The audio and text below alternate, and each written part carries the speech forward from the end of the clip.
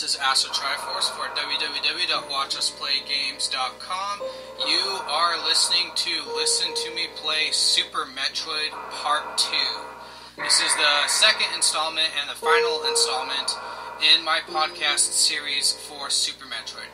Now, I want to make a shout out to Kira, who is the one who wanted me to finish the podcast series and requested it. Posted a comment saying, "Where's part 2?" So, Kira, thank you for your interest, and it is because of you that I am recording the second podcast as soon as I am. And I'm actually do want to apologize to you because I am late on getting this. I really meant to do it last year, before the new year, and never got around to it. I've been busy with other stuff on the website, so I've just been playing other games and never got around to doing Super Metroid, even though I intended to do it a lot sooner. So I apologize for that, but here is part 2, so hopefully you will enjoy it. Now, I do have to say right off the bat that it has been quite a while since I did the podcast, so I'm probably going to be a little bit rough. I did listen to some of the previous podcast, especially the end part, to kind of set it up and refresh my memory. So we'll see how this goes.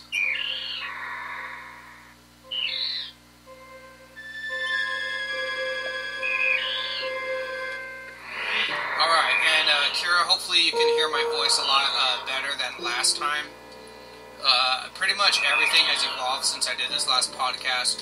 I've been doing video casts, just Let's Play videos recently.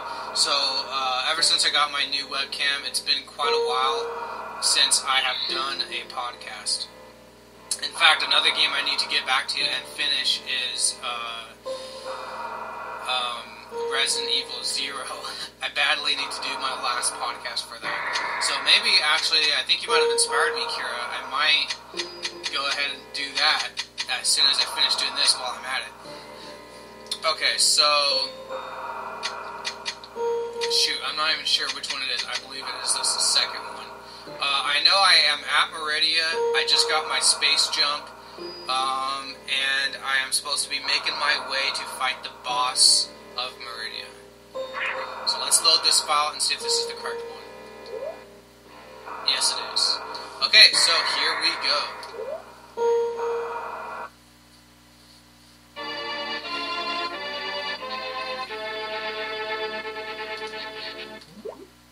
So awesome. I love this game.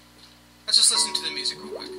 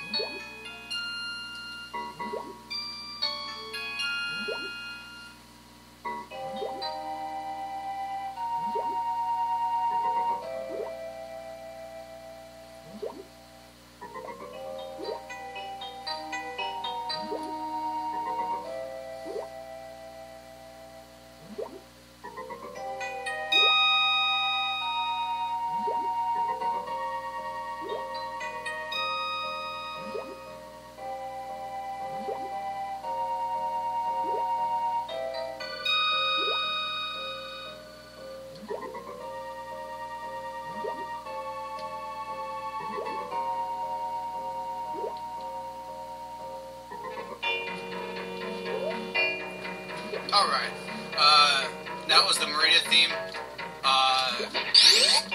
The soundtrack to this game is amazing. Even today, it still sounds good.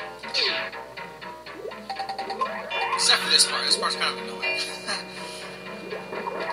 Okay, so, I'm at the save point in Meridia, right above the section with 2 quicksands.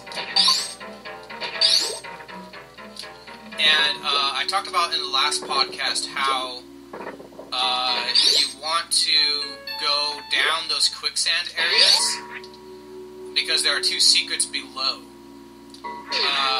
Since there are 2 quicksands, you can only do 1 at a time, obviously. So, and once you go down, it takes you essentially back to the very start of the stage.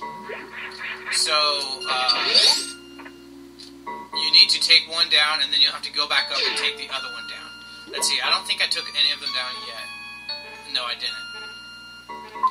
And in the same room, there is an area above you where you'll see a gap that you can jump into, and then you'll see some bars, and if you bomb them, you'll notice that it's the symbol for the speed booster.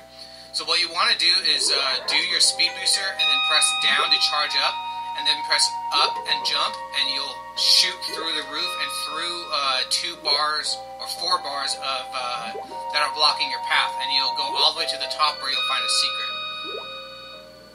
So let's do that right now. Alright, and it is a missile pack.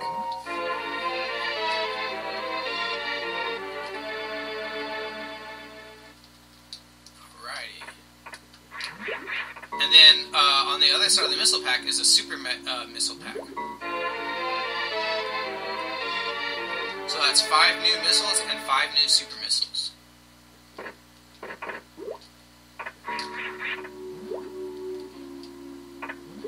Okay, so let's go down the first section of quicksand. And you just want to let yourself fall, and you'll go through a section with these weird octopus enemies as you sink. It's all green. You'll sink through the quicksand, and then you'll land in another section. Now you want to be careful and quickly jump out of the quicksand that you land in, because there are creatures that will grab you and pull you further down. So on the left side you'll find another missile pack, and there's something else on the other side as well. So you just want to quickly jump over the quicksand.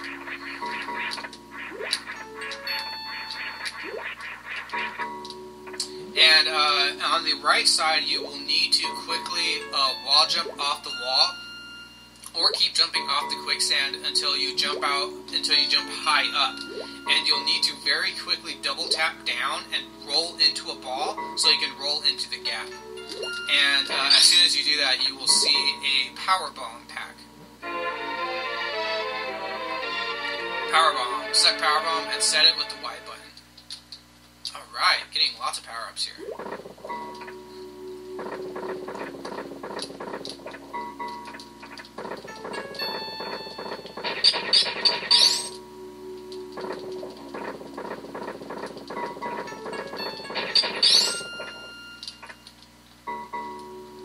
Come on, get back. I can't ball myself up this little ledge here.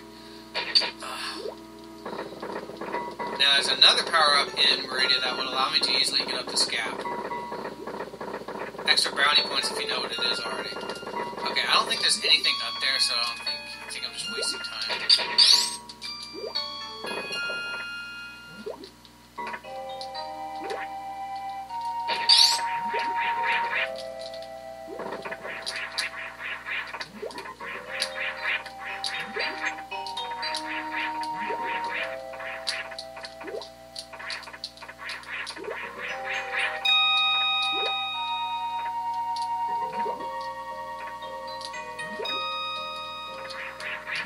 Okay, there we go.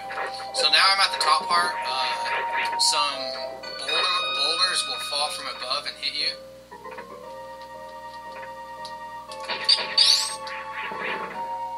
Okay, yeah, there's nothing up there. Okay. So now that we are done with this section, you will want to sink further down the quicksand, and it will take you to another area.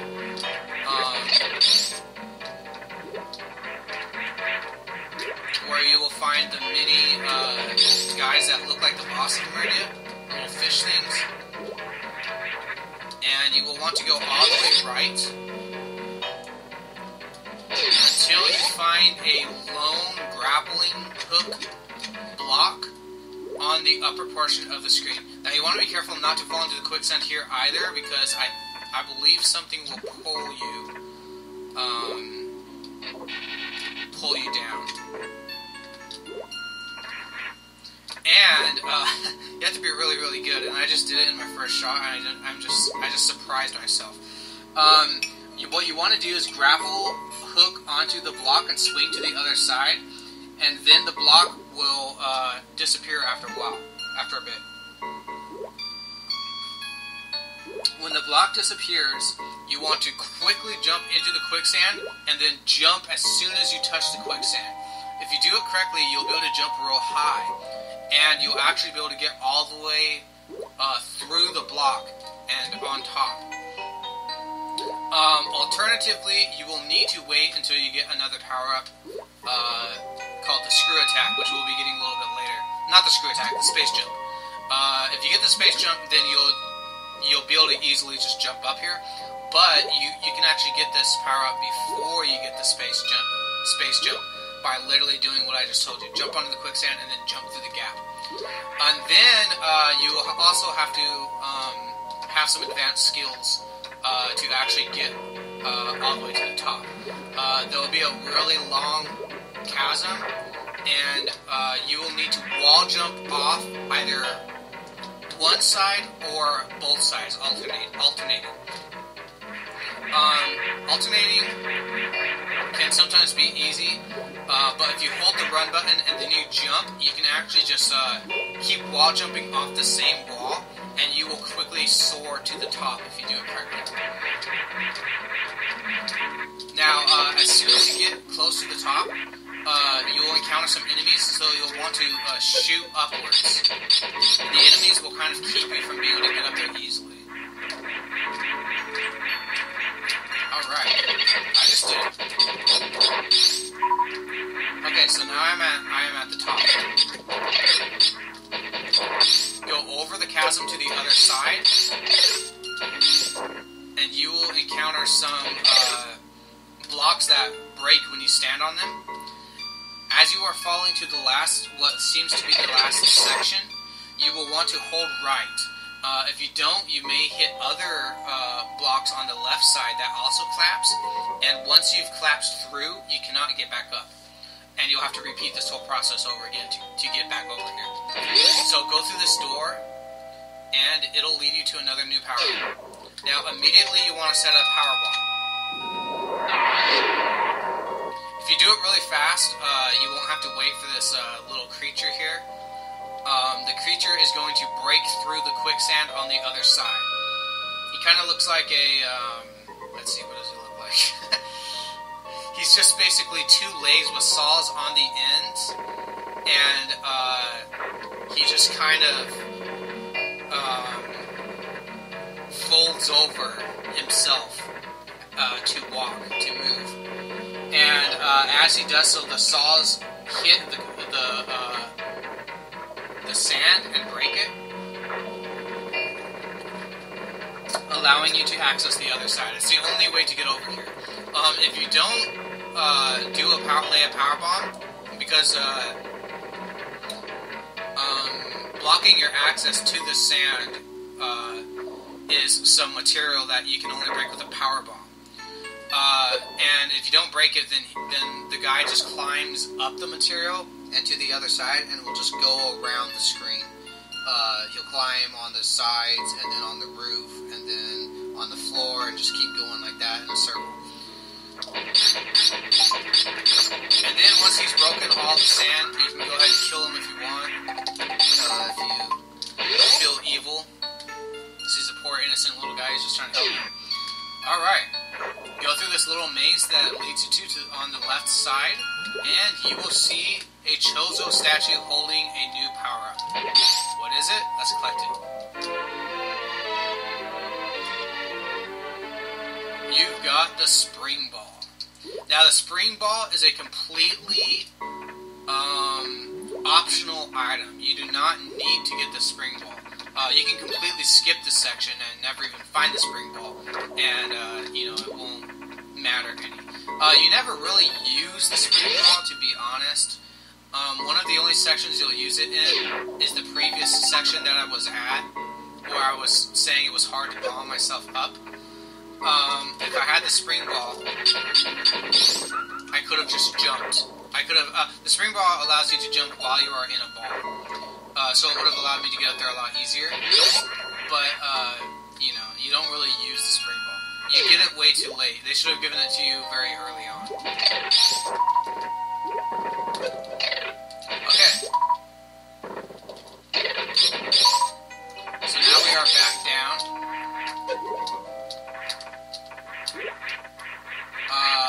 In the room opposite of the one where we broke the lone grapple block that led to us getting up there in the first place. And now we are back in the lone grapple block room. Alright, let's go all the way to the left. Now this section is really built for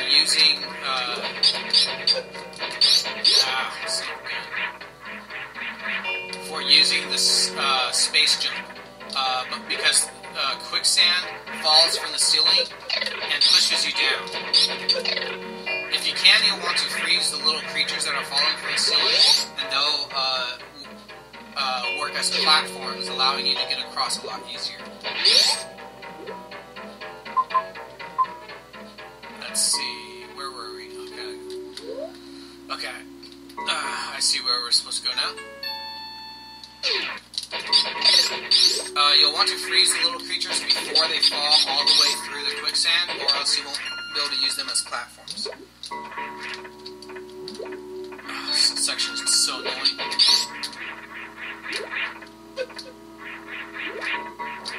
When you get stuck in the quicksand, it can be kind of hard to get yourself out.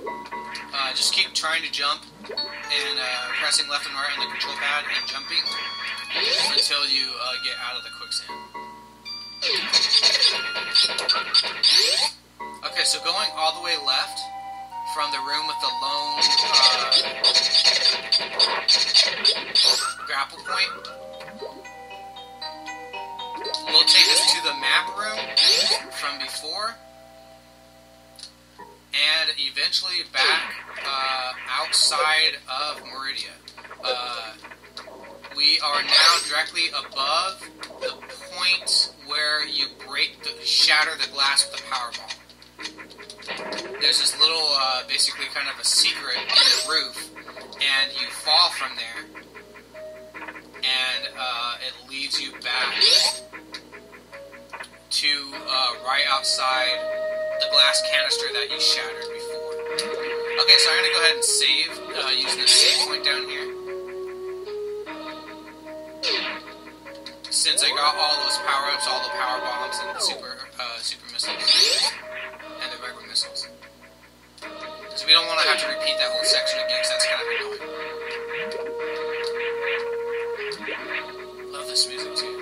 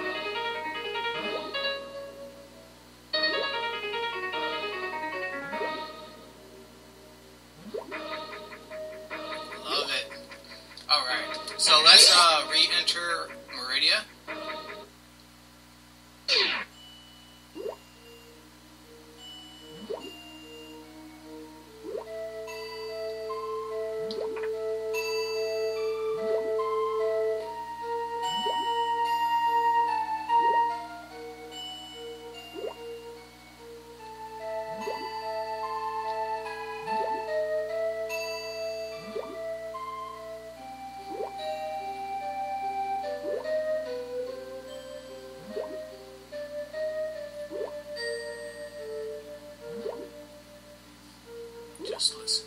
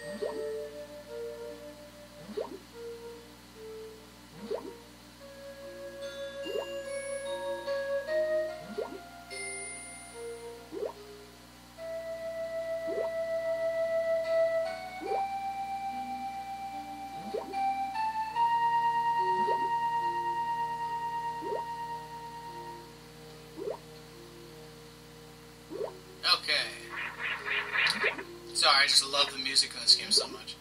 Alright, so we are back in Meridia proper.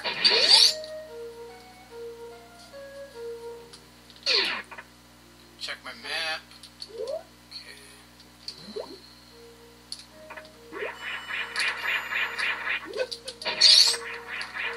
So let's go back to the area with the 2 quicksands.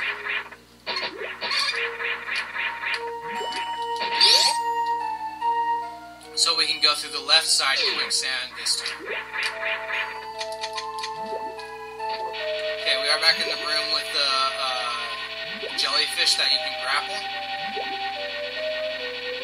With all the grapple points on the roof.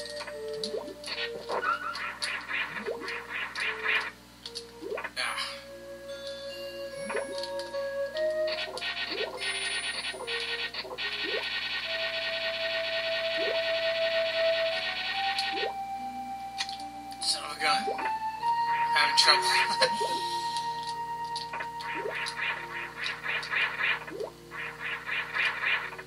Okay, let's just grapple our way across the top the way you're supposed to. Sometimes you can use little jellyfish guys and it's quicker, but sometimes you have trouble grappling onto them, and it ends up taking you even longer.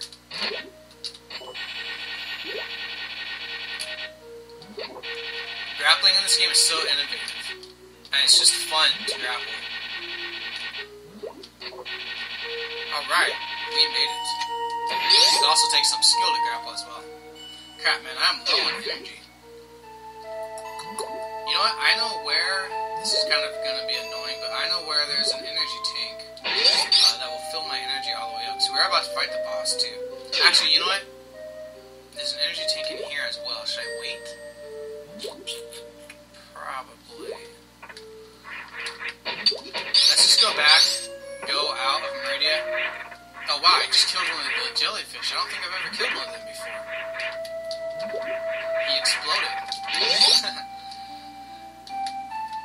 Okay, let's go back where the glass canister was that we shattered.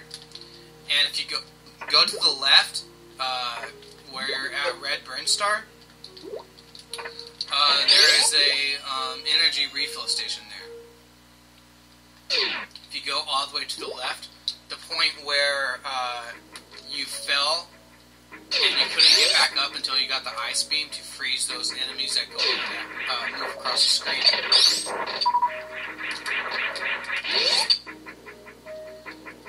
Alright. Because I only have 2 energy tanks right now, plus my reserve tanks. But that's still pretty low on energy. energy. So here's the energy refill station right here. Alright, and we have all our energy tanks filled. Let's see, right now I have all but 3 energy tanks. So that's 1, 2, 3, 4, 5, 6, 7, 8, 9, 10, 11 energy tanks plus 99. And plus my reserve tanks. Not too shabby. You know what? While I'm here, I'm going to go ahead and go all the way back to my starship so I can refill all my missiles and power bombs and super missiles and find out how much I actually have of everything. Since it's been so long since I played, I'd like to see exactly how much I have. Wait. Listen.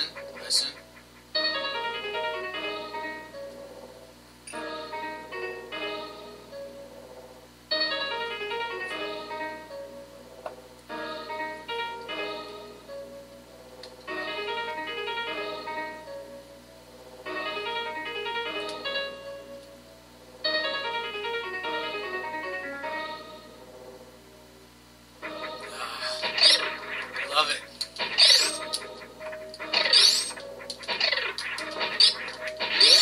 So awesome. This game is just so genius all the way through. Every single part of it, from the animation, to the environments you explore, to the power-ups, to the enemies, to the fantastic musical score, to the sound effects. It's just, this game is like poetry in motion. Silky smooth animation. The amount of skill it takes to play this game expertly. I mean, I swear, if you watch an expert play the game, it's poetry in motion, man. It's just beautiful.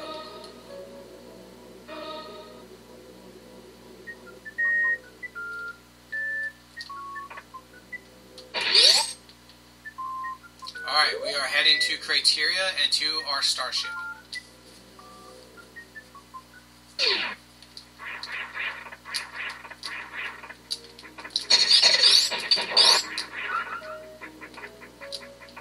That's interesting. It's still making the Brinstar sound, even though we're technically in Crateria.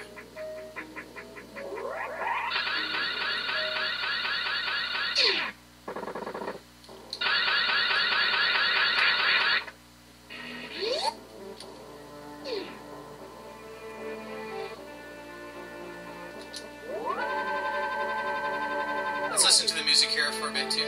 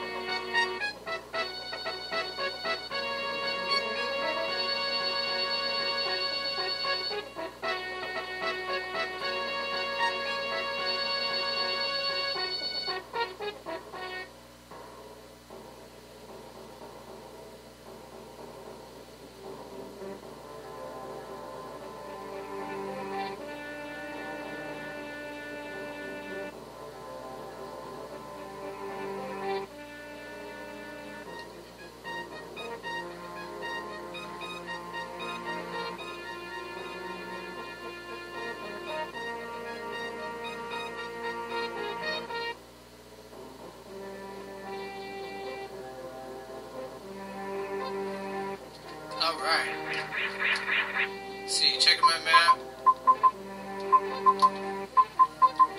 Okay, so let's head back to Meridia. Actually, you know what? Let's check further, see if there's any items I noticed that I didn't get. Looks like I pretty much got everything here. Let's go ahead and take a left and head to Brinstar.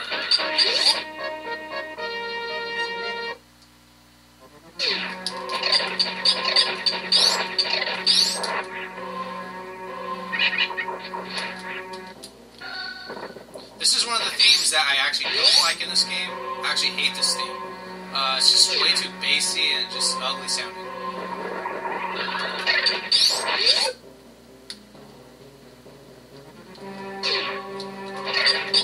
That's my personal opinion, of course.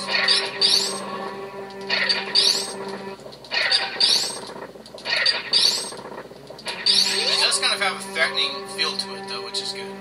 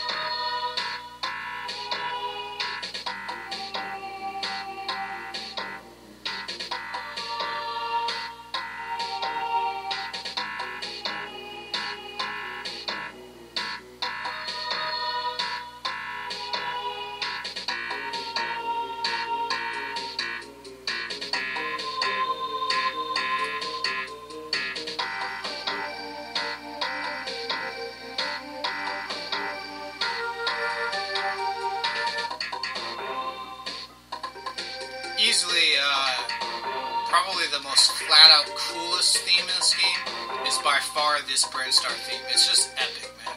So awesome. Okay, so looking at my map, wow. Looks like I've pretty much been everywhere and gotten everything from what I can tell.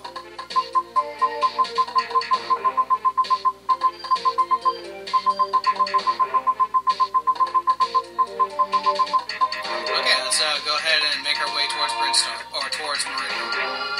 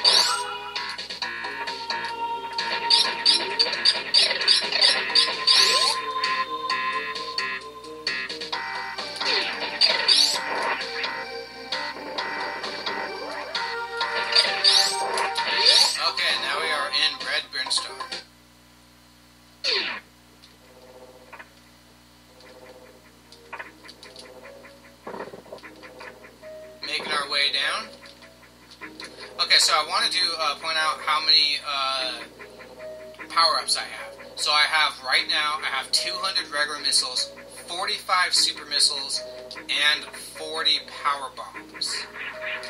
I'm pretty sure, I think it's 235 missiles, or I think it's 235, and 50-50 for power bombs and super missiles. I'm not completely positive about that though, since it's been so long since I've played this game. I don't remember the exact numbers, but that's pretty close.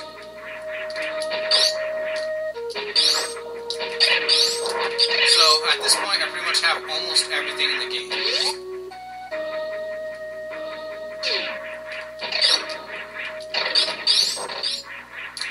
So I'm right under where we got the Spazer, which leads directly to the glass hallway. And now we are in Meridia.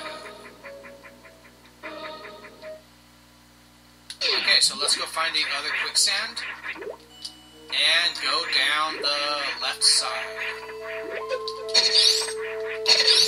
That'll get us some of the regular missiles that we are missing, I believe.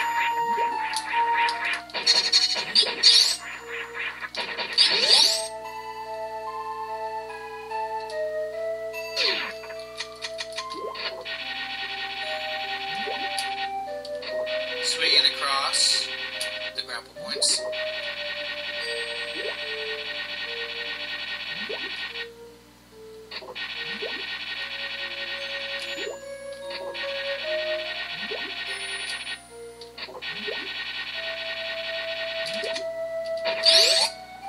Yes, we made it across. Okay, so finally, we are back in the room. Almost. Okay, now we are back in the room with the quicksand.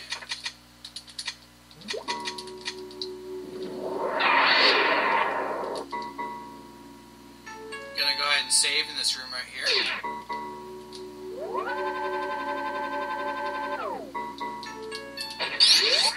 Now that I refilled all my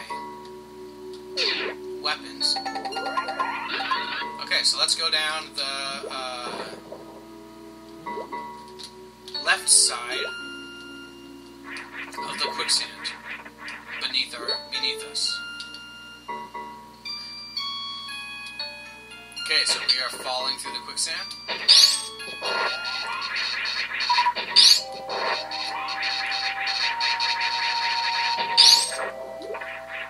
Okay, as soon as I landed on the quicksand below me, I jumped. Boulders are falling. And to get up, you'll see two power-ups above you. To get up to them, there is some ground below you. As you are on the platform where you can see a gap that would allow you to get up. What you need to do here is, if you don't have the spring ball, actually this is the other part of the game, just like the other quicksand part, where the spring ball comes in real handy. If you don't have the spring ball, you don't want to step on the platform in front of you because you'll fall through it and you'll just have to go around again. So what you need to do here is, if you don't have the spring ball, quickly jump into the air and double tap down while holding right, so you roll into a ball and then roll right into the gap. That will allow you to get up. Obviously, if you have the spring ball, then all you need to do is jump while you're in a ball, and you'll get up there easy as pie. And then once you're up here, you'll see a missile pack on the left and a mysterious orb on the right, and you don't know exactly what that power-up is yet. So let's get the missile.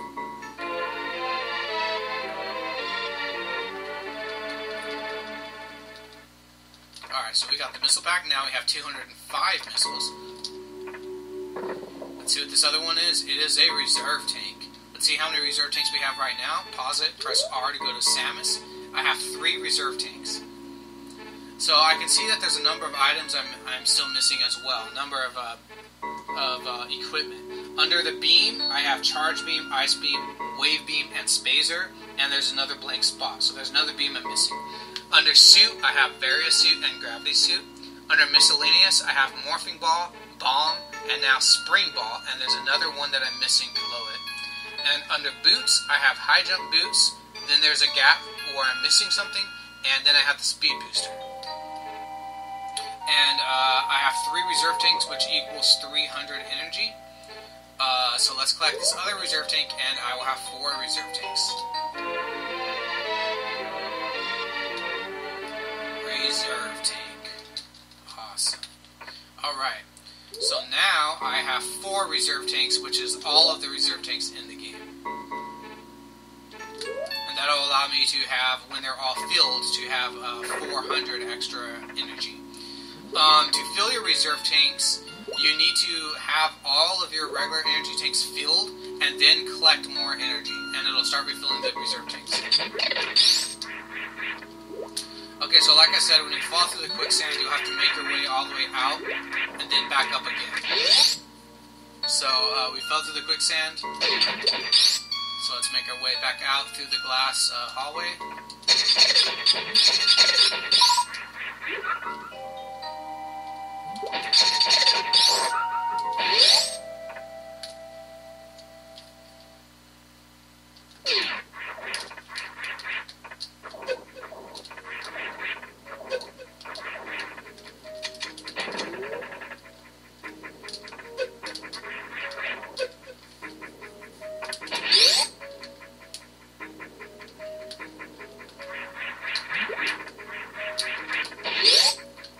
Now we are back in the main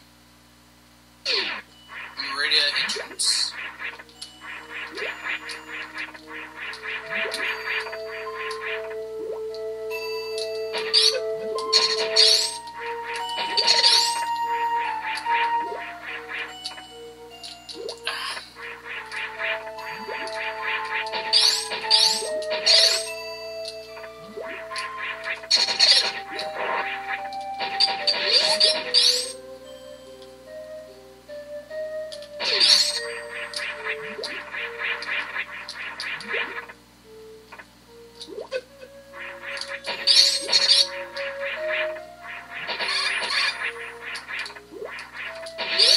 Actually, I don't know why I went this way. I just went the long way. I should have just kept going. Okay, we are getting back to the room with all the grapple points and the little jellyfish guys. Trying to make our way back to the room with the quicksand.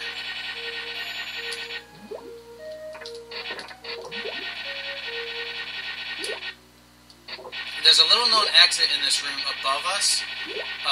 As you're making your way across the grapple points, you will see a door at the top. If you go through that door, it will lead you to Red Brinstar, which is kind of an interesting way to get all the way back there from here. And I believe the entrance or the exit from here to Red Brinstar is located right around the section. Let's see how I can describe it. Right below where you fought the first Brinstar boss, the plant guy, who makes the weird, freaky, awesome music and just goes around in a circle and you have to shoot him in the mouth. Below him, there was that section all the way at the bottom, directly above where you got the charge beam. There was that section where there are a bunch of grapple points that lead to the X-ray scope, I believe. And you will appear right beneath the door to the room where there's an energy tank. Kind of complicated. Actually, pretty complicated to explain it audio-wise. Okay, so I just shot myself up, and let's go up to this door here in this room with the quicksand. So now we just went through a exit at the top of the room with the quicksand, and there are these little fake Metroid things.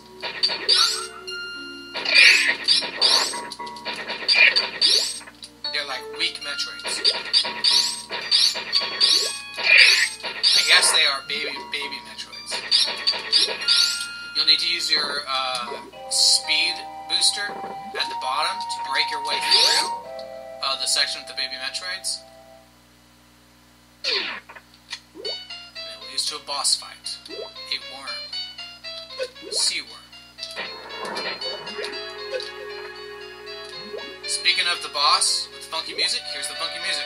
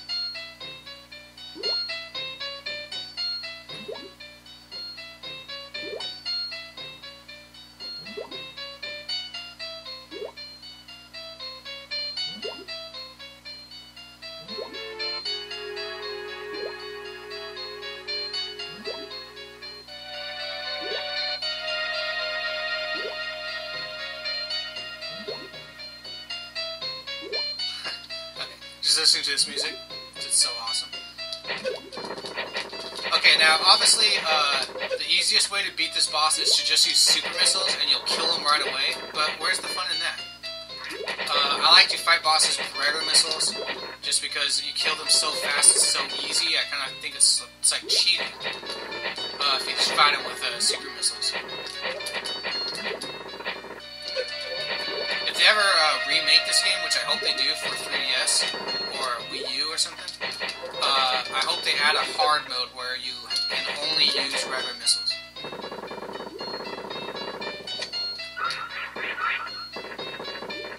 Okay, we killed the sea worm. Or sea snake. Now that leads us to an energy tank over here. If you jump up... Oh, crap. You can also speed boost your way across the quicksand. But before you speed boost your way, if you just leap up and turn into a ball, you'll get an energy tank. That's a really weird, oddly placed energy tank when you think about it. It's kind of weird spot for an energy tank. I guess they want to give an energy tank because you're about to go fight the Meridian boss. So speed boost your way through to easily get to the other side. And you are officially making your way to the boss of the game. You'll see more small Metroids. And now you'll be in a room where on either side of the walls, on either side of you are grapple points leading up. Before you go up, there's actually a secret here. If you use your X-ray scope and look on the bottom right, you will see a gap that you can use your morph ball and enter. So let's enter this gap, and you'll find some very weird creatures here. Turn into a ball and jump over them. If you have the spring ball, it makes this part very, very easy. If you don't have the spring ball, it's more difficult. I'm gonna see if you can kill these things. I don't think you can. Laying some power bombs. I wonder if when they open their mouths, if you shoot them, if you can kill them.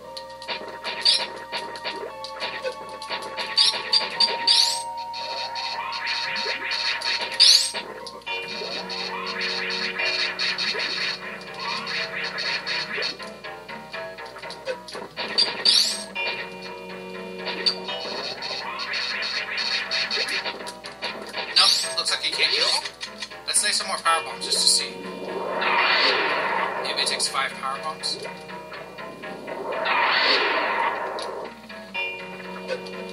Or more than that. I'm pretty sure these things are invincible. So basically they're these little roly-poly green things, and all they do is roll and obstruct your path. So if you go all the way through this section, your reward is simply a missile refill station. So since I just fought that boss, it's actually handy because it refilled me from 120 missiles to 205 missiles. It only fills regular missiles though, it doesn't fill your super missiles. Now speed boost to get back out of this place. Alright, Alright, so now we are going to make our way up. Now you can either use the grapple beam, or you can simply wall jump. It's actually a lot easier than using your grapple beam and a lot faster. Okay, so we are at the top, going through this door here. There will be more points that we're going to have to grapple across. You can use your grapple beam to kill the little Metroid guys, so take note of that.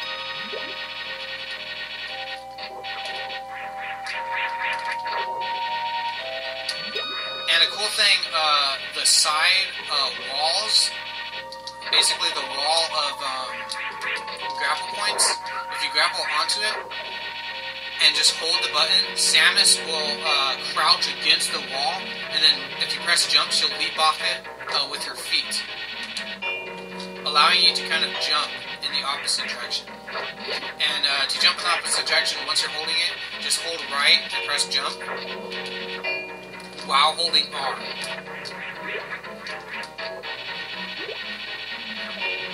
And of course, if you find a lone grapple point, you can swing all the way around it using Samus's momentum. And if you let go at the right point, you can jump all the way across. So this is another fun section of grappling.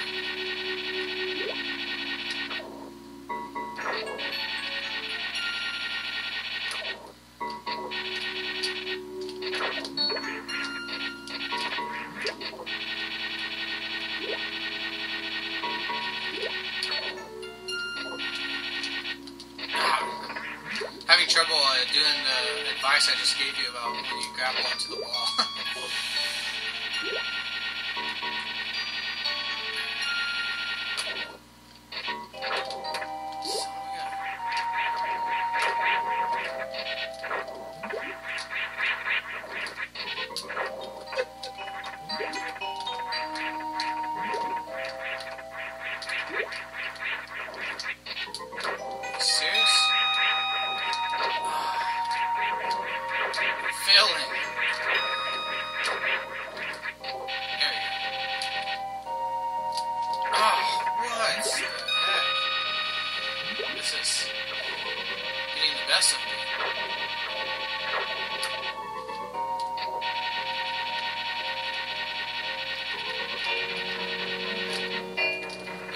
Finally got it.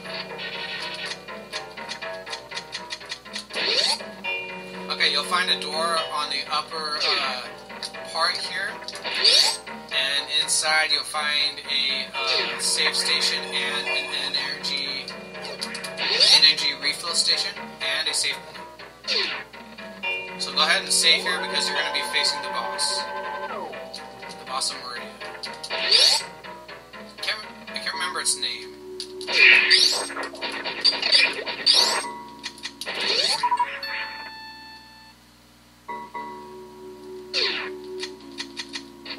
Grapple point to the other side above the spikes, and then to the other side, shoot the pipe in the middle, and you will find a missile pack.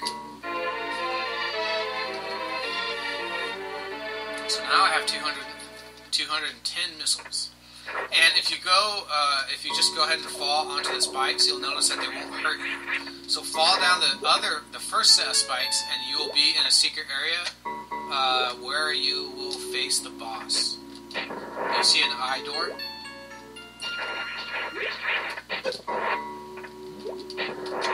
Kill it and get prepared. First thing you want to do is shoot the points, the energy blasters on the wall until they break into electricity. And for this boss fight, you're going to be aiming up diagonally to the right and left a lot. And then you'll have to shoot her as she swoops down.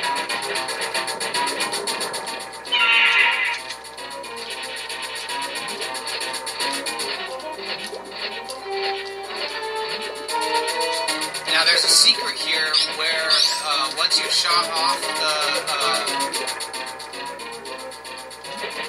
the energy things on the side, once she grabs you, if you grapple them with her grapple beam while she grabs you, you can kill her in one shot. But once again, I would rather just fight her legit.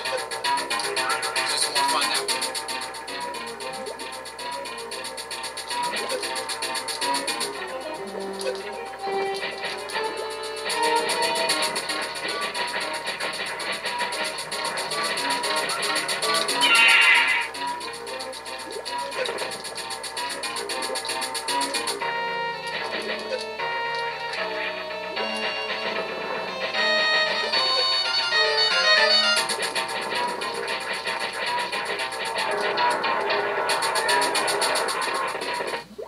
She's dead. She got a big hole in her chest from my missile shots, and now her kids come and push her down. Oh, so sad. I remember it brought a tear to my little kid eye. Alright, so she is dead. Go through the door here and get prepared for a new power-up. You'll see a Chozo statue. Shoot it. Shoot the orb.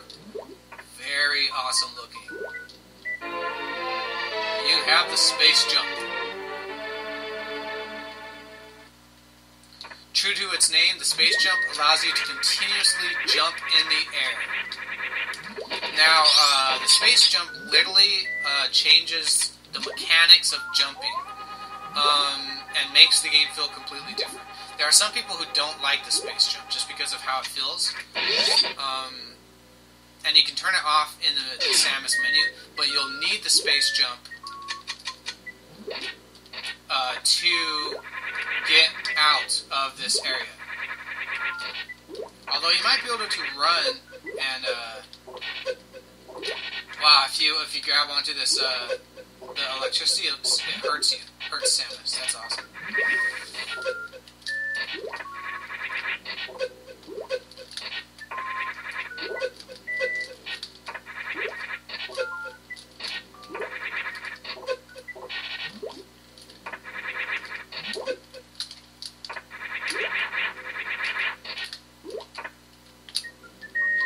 This room always made me think when I was little that there was some kind of secret in here. Like there had to be another secret. There's not. I just remember it looked so mysterious too because there's pieces like squares that are just floating in the air towards the top. It just looks so awesome. Okay, so now we got the space jump. If you check your menu, pause it, press R, you will see that the space jump is now under your boots. So in the boots section, you have high jump boots, you have the space jump, which you can turn on and off if you want. You have the high jump boots, and you have the speed booster. Okay, so that leaves 2 more power-ups to get. Now, one of them is another one that's optional, although you will want to get it, but you do not have to get it. At least, as far as I know, you don't have to get it. But you will need the space jump in order to get that other power-up. Okay, so let's get out of here. We're in the room with the 2 rows of grapple points leading up. Let's go through this door here.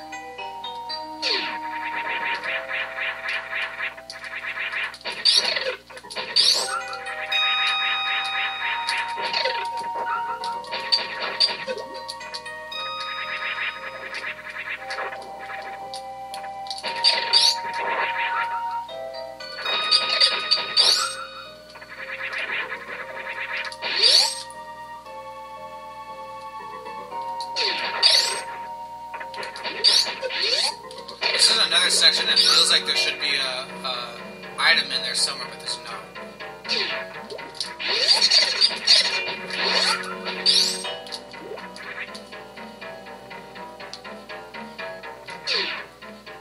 Okay, so if you took that direction, it leads to the room with the other power.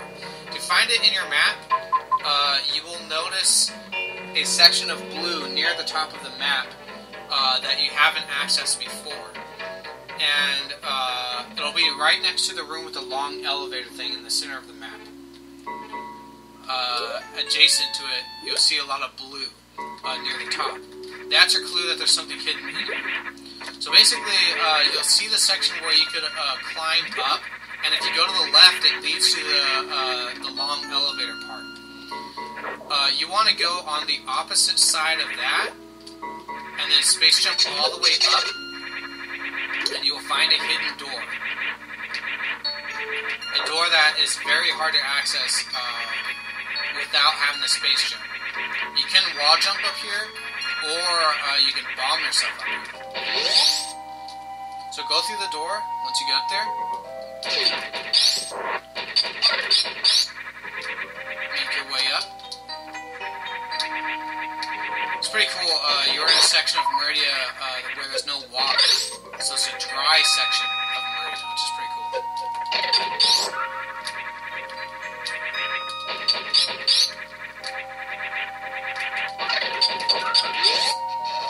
Get ready for a really weird triangle pyramid type enemy. Power up your weapon and then shoot it.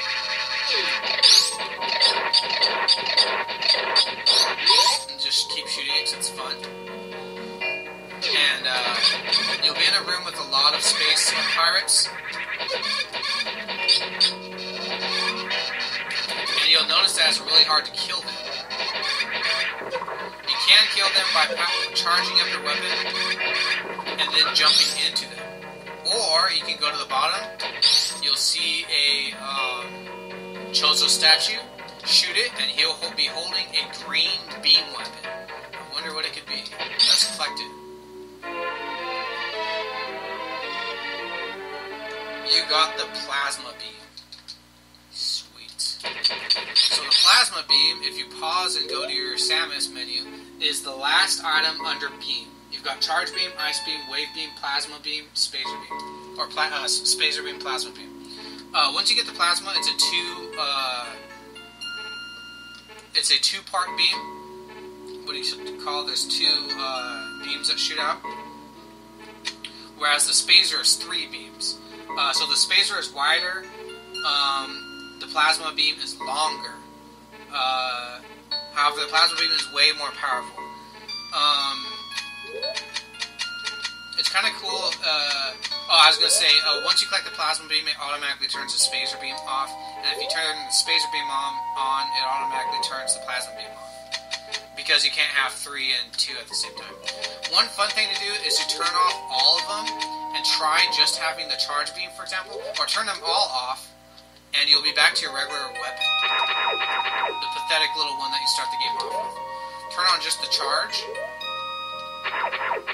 and see what it looks like when you charge your regular beam.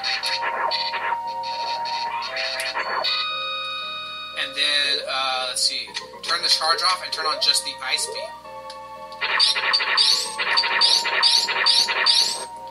And then turn off the ice beam and the charge beam and turn on just the wave beam. So it goes from charge is yellow, ice is blue, wave is red or purple,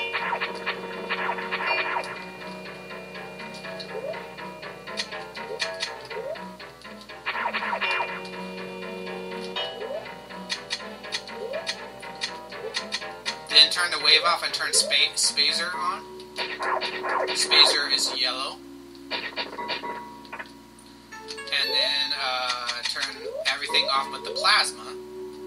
And plasma is green. It's cool to use the plasma just by itself. And you'll notice that it kills these strong space pirates in 2 hits. Now, if you turn the plasma beam on and the charge beam, and then see what it looks like when you charge it, and it's just a huge, long green beam. And let's do that for these other ones that we didn't do that with. Let's keep the charge on and just turn the spacer on and charge that. Huge, long yellow beam. Let's try charge and wave. An interesting, because normally the wave beam is just a single wavy line, but when you charge it up, it turns into double wavy lines. And they're purple in color, so that's really cool looking. now let's just do the charge beam and the ice beam. Okay, so now what you're going to want to do is leave on just the charge beam and just the ice beam. Highlight your power bomb, but don't use the power bomb. Now charge up your ice. Keep it charged, and it'll create an ice shield.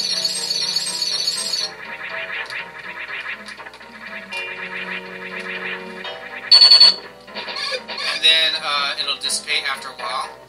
So now you want to go and do the same thing, but turn off your ice beam and leave on just your charge beam and just your wave beam. Select the power bomb at the top, but don't use one, and then charge up your wave beam and see what happens. It creates a very interesting beam that makes a very weird shape. It kind of zooms in on Samus. All these things are kind of useless, to be honest. There's never really a point where you need to use these at all. But they're interesting little secrets. Turn your wave beam off, and then turn on just your spacer and your charge beam. It creates a cool beam that shoots up around Samus, and then down, and then up, and then rains down from you. And now turn all of them. Turn only the spacer and the charge beam off, and see what that does. That creates a very awesome wave that goes all the way around Samus. Let's use it to see if we can kill this space pirate over here using that charge special. Aww, it doesn't kill him. Okay, so kill all the space pirates because that's the only way that the door will open, allowing you to get back out. Okay, so turn everything back on.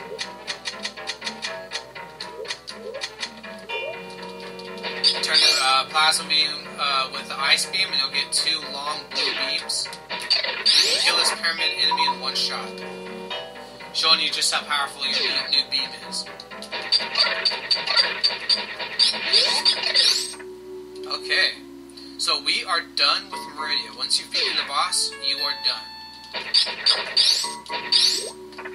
So you'll want to go ahead and exit out. Find the exit by going all the way down through Meridia. Actually, no. You want to go up through the long door. Through the elevator door over here.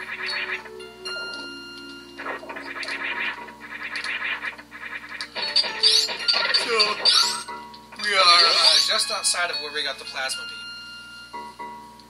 Now we're taking the long elevator down where it gives you a sneak peek of the baby Metroids.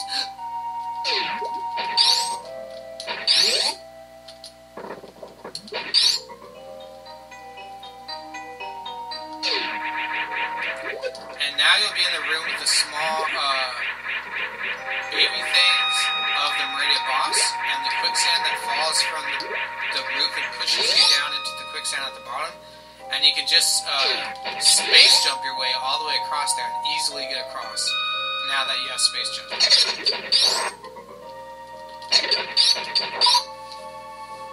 Okay, so exit all the way out to the glass hallway because we are heading towards Norfair. That is our next destination.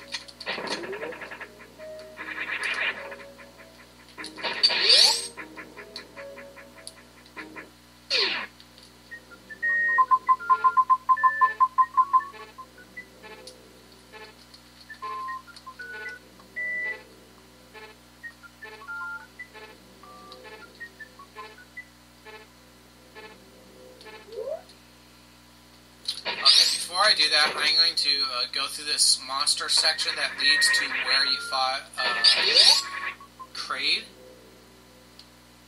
Because there's a hidden power-up in here that's probably the most easily missed. I think I got it in the previous podcast, but I honestly don't remember, so I'm just going to double check.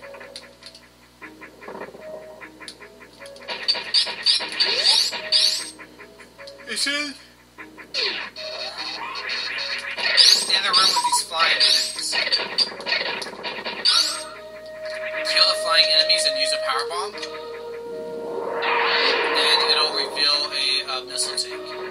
I did already get the missile tank. Okay, so let's go back out.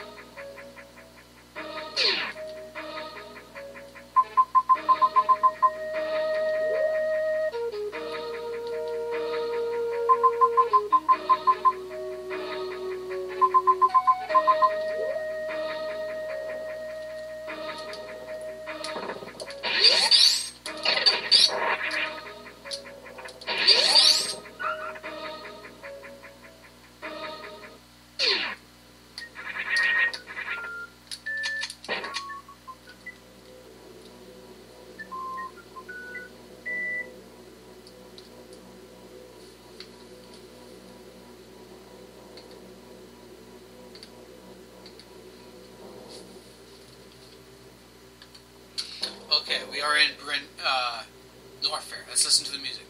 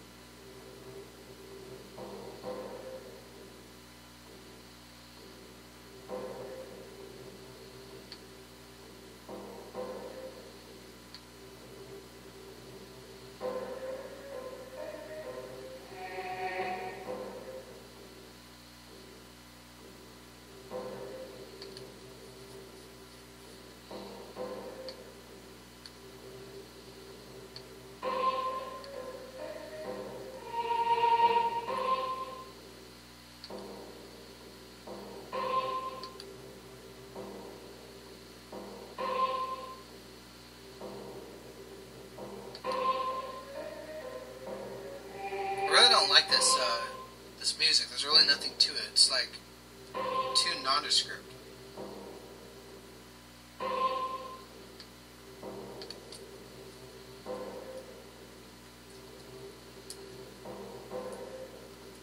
Okay, give me a minute here while I do something online real quick.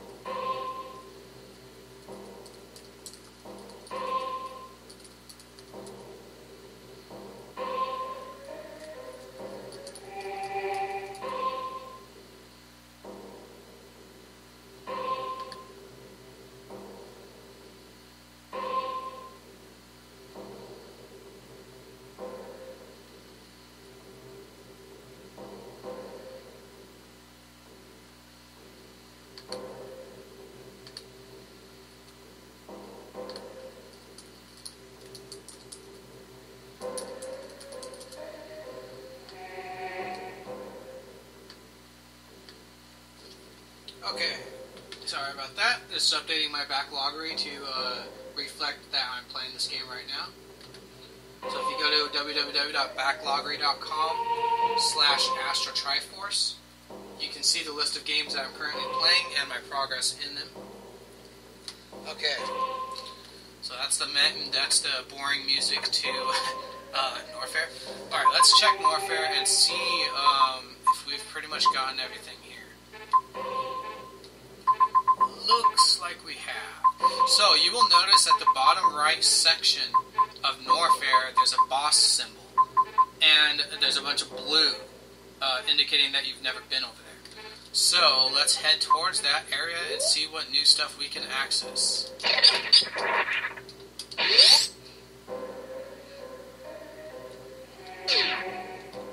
So the new thing that we have here that we didn't have before is we have the plasma beam, we have the space jump, and most importantly, we have the gravity beam, the gravity suit. We also have the spring ball.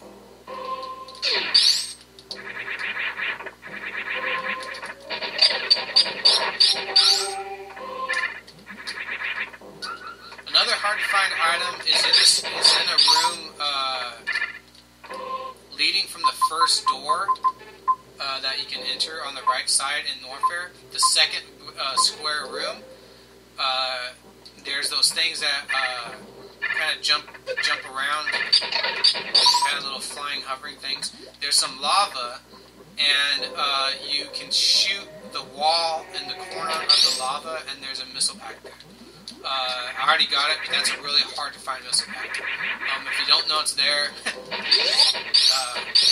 good luck finding it. It's right before this room where there's like an earthquake and lava rises.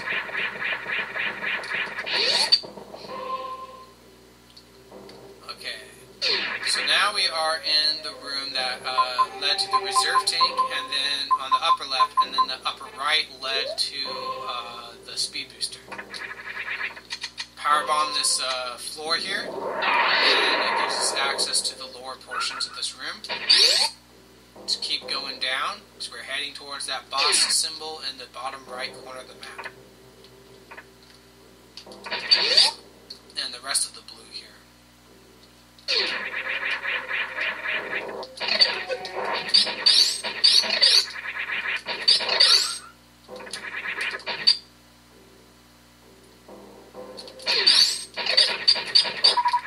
Alright, so you will see some blue orbs that rotate around. Before we do that, let's go through here. And let's just fill in this other part of the map here. A long hallway with lots of grappling beams at the top. Grappling points.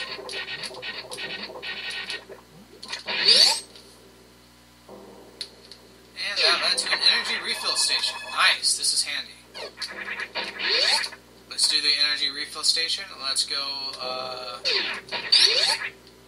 up here to the save point. Now that I have the plasma beams, I can finally kill those little creatures that go around that are gray colored. Okay, nothing up here. Let's just go back. Now that I filled in this hallway here on the map.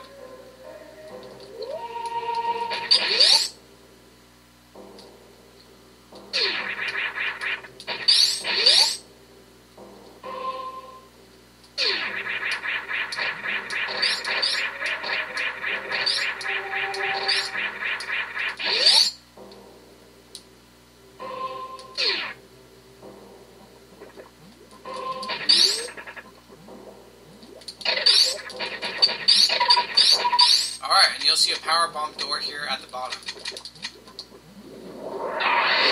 the first thing you need to access this new area is the power bomb. So that's another new item that we have now that we didn't have when we first came here. If you use the spring ball and go all the way to the left, you can see a creepy looking awesome monster that you'll be going through its mouth. It's basically the mouth of Ridley.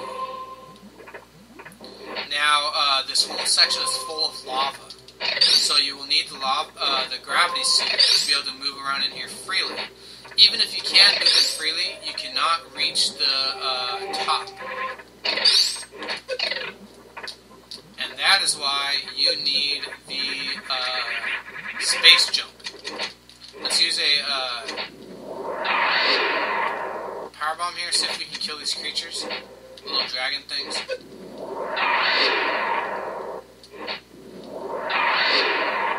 Nope. Okay, so all you want to do is space jump all the way to the top and go through the mouth of the monster. That'll take us to a brand new area. You can see an elevator leading down, and a door here that leads to a save room. Let's go ahead and save.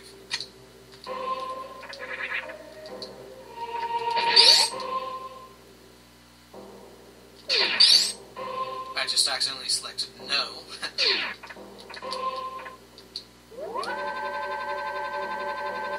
Alright.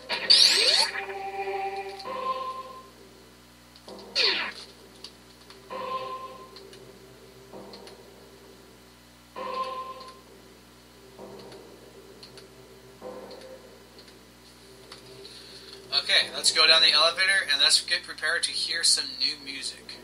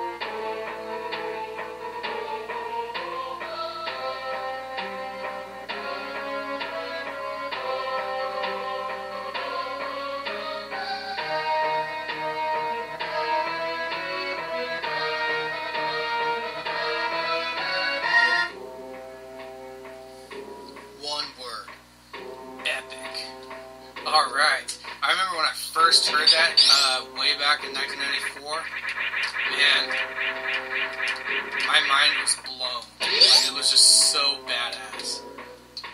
Okay, so if you go to the left, you will see some crazy spacecraft creatures that are yellow, that you seemingly can't kill.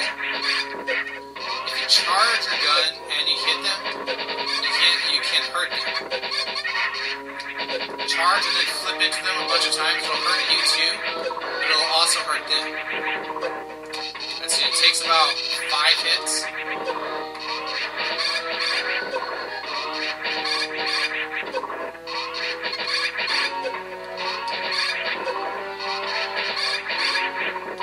Alright, I killed him. But it takes like a whole energy tank of health from you just to hurt them.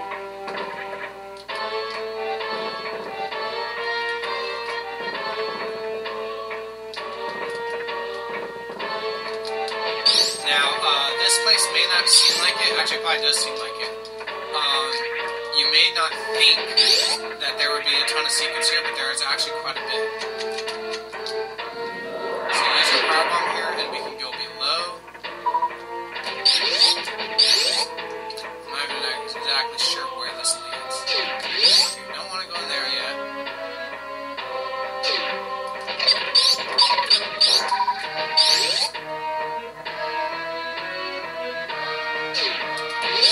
Okay, so we can't proceed here. Let's go back up. There is a,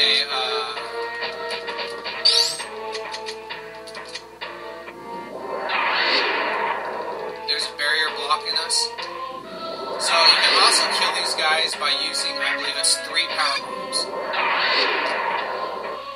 Yep.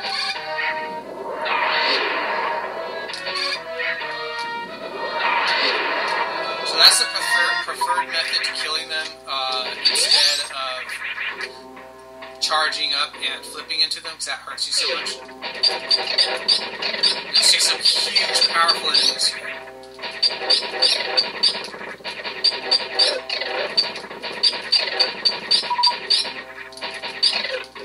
some very fast-moving red orbs.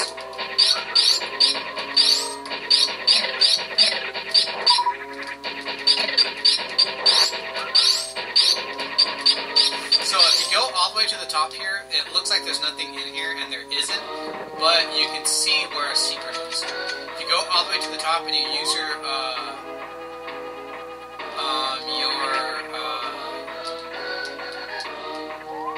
X-ray scope, actually I guess you can't see the secret from here.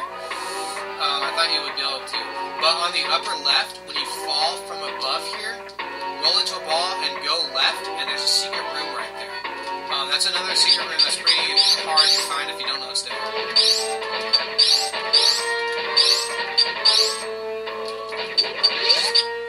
Let's go to the room with all the... I was going to try to flip into them. Okay, and we are already almost dead just from fighting those guys. The yellow space pirates. So let's go back up to where I found that energy refill station before. Let's go refill our energy. Okay, so that was a fun little excursion.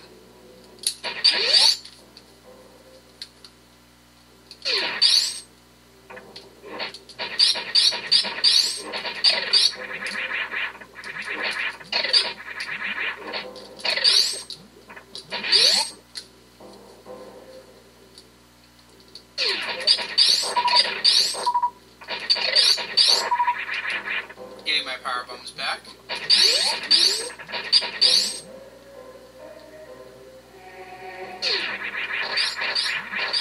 Just gonna space jump all the way across, not even bother using my grappling beam.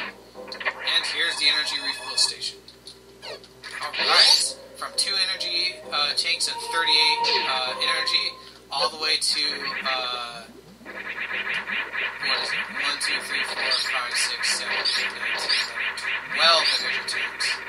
And 84 energy.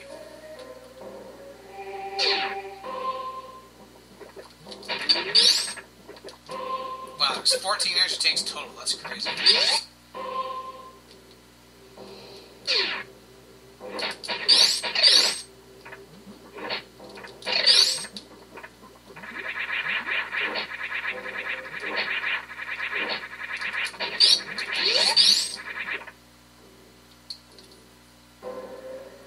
Okay, so heading back into Ridley's hideout in Norfair.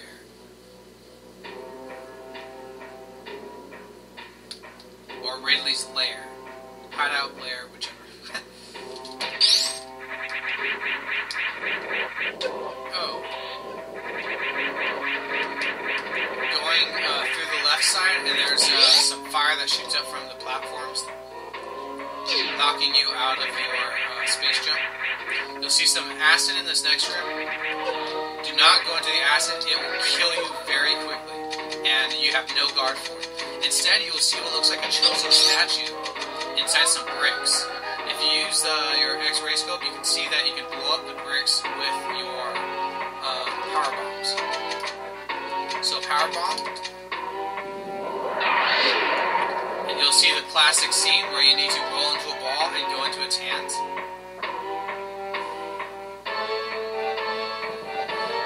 That'll activate the Chozo statue, and it will lower the acid.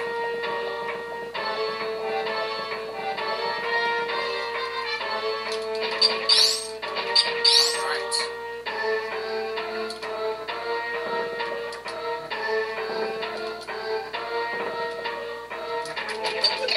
Oh, and you will face some awesome enemies from the original Metroid, recreated in Super Metroid. All their 16-bit glory. Oh, you saw the red glow of a missile pack on the other side of this room. It's got that ominous music, kind of like when you first bought the first Chozo statue, right? Okay, so this room you need to be very careful if you're to get this missile pack on the other side. If you touch the ground below you, where it goes down a bit, you will fall through. So you need to be ready with your space jump. Do a few jumps so that don't just like leap out and then try to do the space jump in the air to reach the other side. Jump up first and do the space jump a number of times in the air so you got it down, and then flip to the other side. That should ensure that you can make it to the other side without falling. Okay, and then get prepared for a major boss fight. Oh, he fell from the sky.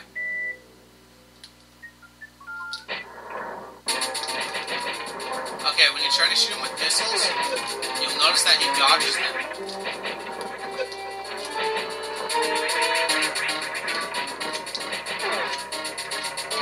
If you try to shoot him with a super missile, he will catch it, which is insane. Insanely awesome.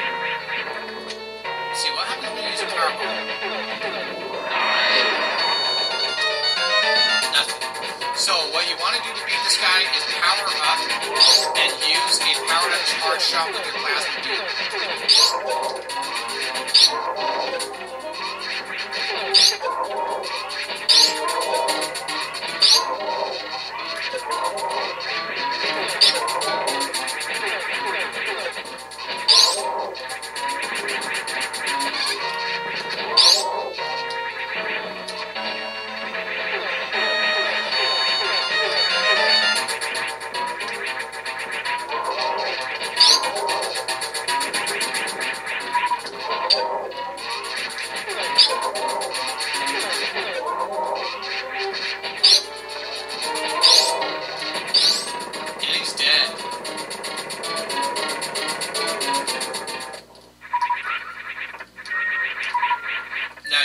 Careful in that boss fight because he's very powerful and he can easily kill you if you're not careful. So in this room, you would think that you just beat the boss, so that's all there is to it, right? If you go in the upper right, there is actually, you'll see some bricks up there, and there's some secrets up there. So you want to go use your space jump, roll into a ball in the air, and lay a power bomb.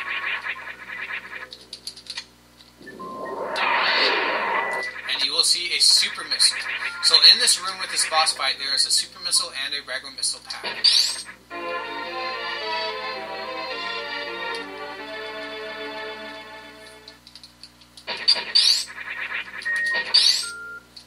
Going to the next room, get prepared for a new power-up. You'll see the Chozo statue there. Ah, the screw attack.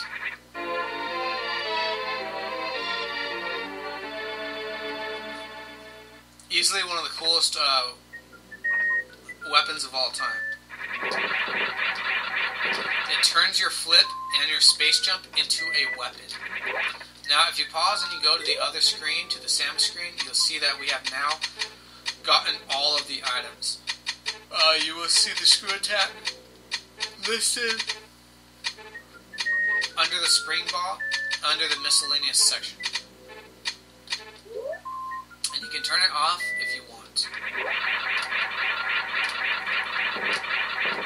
So there will be a door to the right, and there will also be a door all the way at the top if you break through the roof. go through the door on the right. There's an energy charge station, so you'll definitely want to do that and recharge your energy.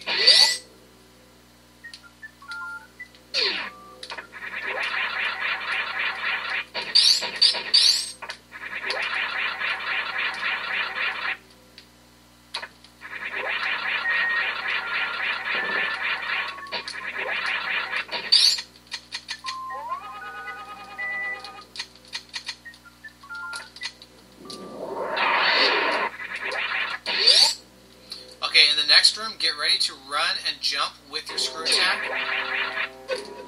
You'll definitely want to run, like I said, because it'll allow you to go way fast with your screw attack and blow through these enemies here. And then you can open the green barrier using a super missile. We are below the part where we fought the space pirates. Now in the next room, you want to run and then jump and use your screw attacks to break through the columns as acid is rising from the bottom.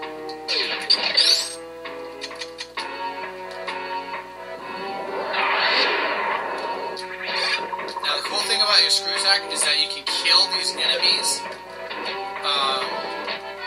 The yellow enemies, the yellow space pirates, in one hit with your screw attack.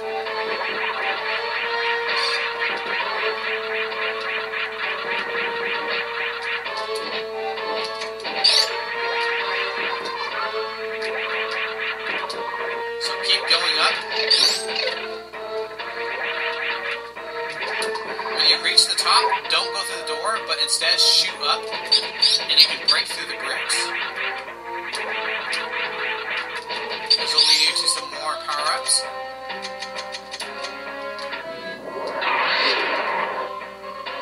Go through the door. And remember that power-up that I pointed out earlier that I said was really easy to miss? How you want to roll into a ball and hold to the left? Well, we are at that room now, so you'll want to do just what I said. Go to the bottom section, lay a bomb, and then hold left. You'll go through the wall, and you'll appear in a heart-shaped room. Kind of looks like Mickey Mouse with two demon statues at the bottom, and a missile pack. This is arguably the easiest missile pack to miss in the game. Alright, so collect the missile pack. And we are even closer to having every item in the game. That might actually be all of them. All the missile packs.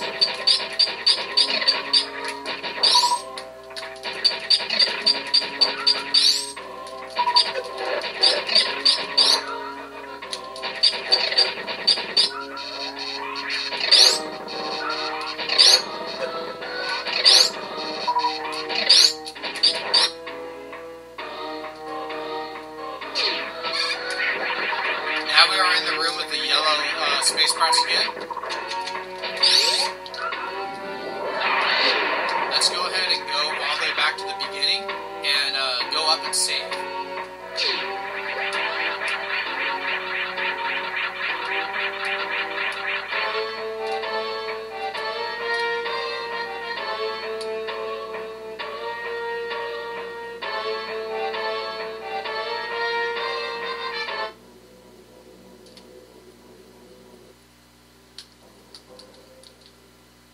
Check our map, see how much progress we made. We are a bit closer to the boss. Actually, from here, before I save, let's just go to the ship and refill all of our power-ups, so I can see how much I have. And that'll also get us prepared to fight Ridley, and allow me to see how much weapons I have if I collect anything new, any new power-ups.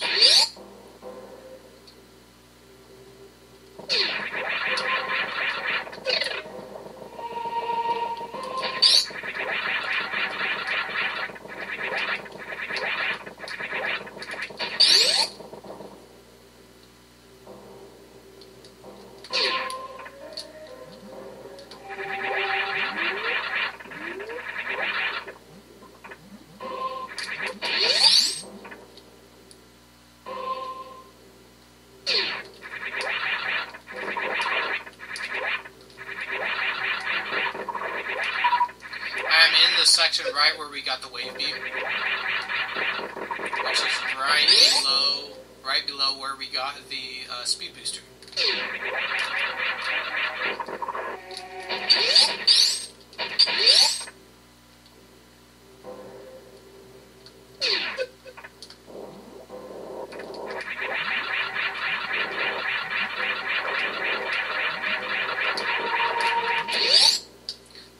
Sucks about Super Metroid is that it is a very easy game. There's really no challenge to it, except for the challenge in getting all the items. But it's not a hard game at all. Of course, I am a Metroid master, so maybe it's harder for newbies.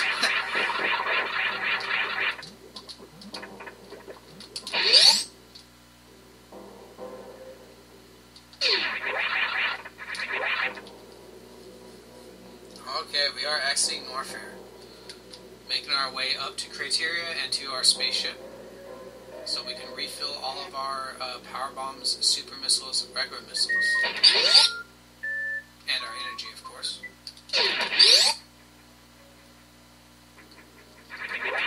Kind of a long way to get there.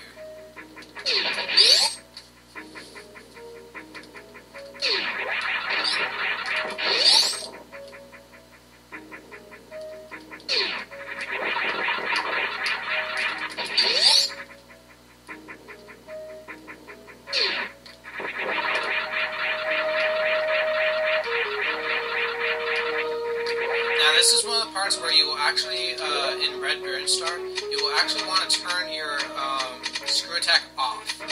If you don't, then you will screw attack straight through platforms that you're trying to stand on. It's real annoying.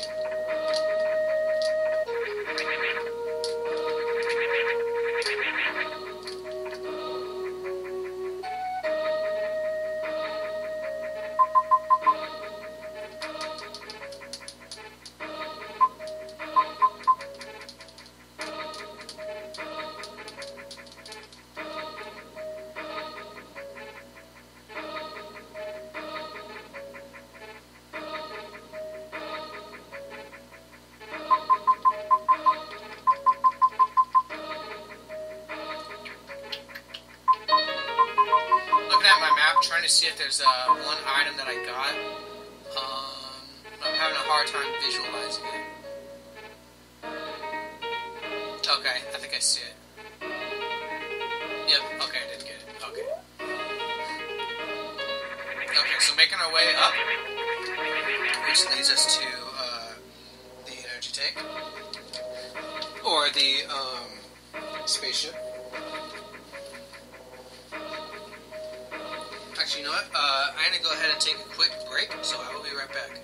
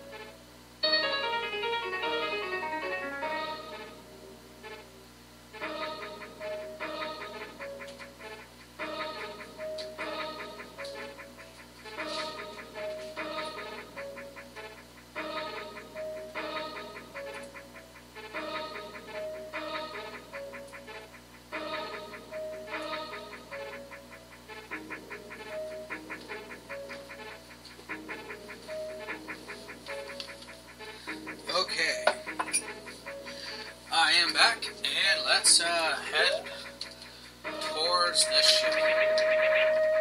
Now, one interesting thing about Virtual Console titles played on the Wii is that this game, for example, requires the classic controller. So you have to have a Wii classic controller to play. That's because the Wii remote itself only has two face buttons, B and A, whereas the classic controller mimics a Super Nintendo controller, essentially with Y, X, A, B buttons and two shoulder buttons. It actually has four shoulder buttons. But one of the cool things is that the classic controller also has two control sticks, which is cool because it means that you can actually play Super Metroid with a control stick if you want. And it's kind of like with the 3DS Virtual Console games as well. I like using the control stick, or in that case, the circle pad. It really makes a difference, and I actually enjoy playing Super Mario Brothers with the control pad, the circle pad. I don't know, sometimes it actually just feels better, which is kind of weird because the games are digital, they're not analog, so there isn't like a range of motion like in Super Mario 64 where you can make Mario tiptoe by just barely pressing it. There's only on or off. There's forward or not forward. You can't like crawl or sneak with Samus in Super Metroid, but it still feels good to play it using the control stick.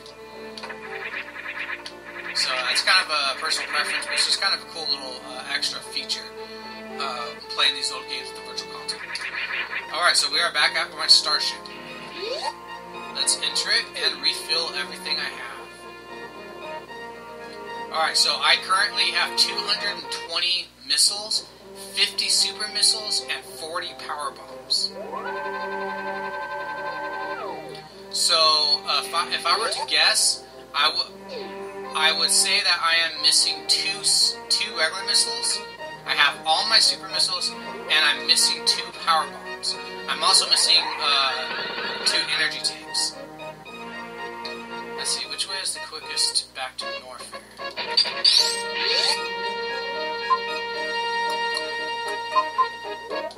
I guess I should go right and go back down through Brandstar.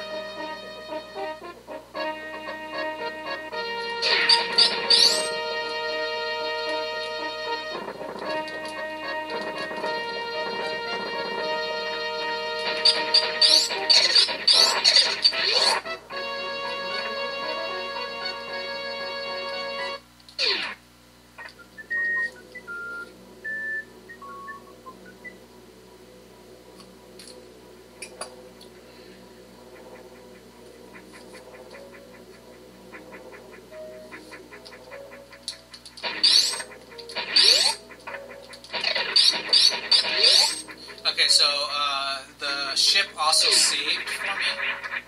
Okay. So again, I should have turned on my screw attack. I turned it off, and now I'm like getting hit like crazy.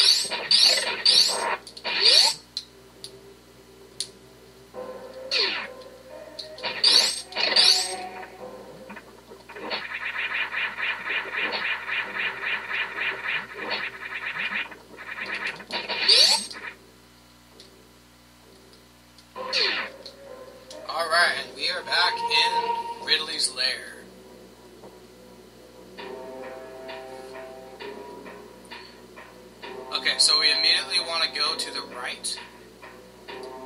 Actually, let's go ahead and save at this save right here.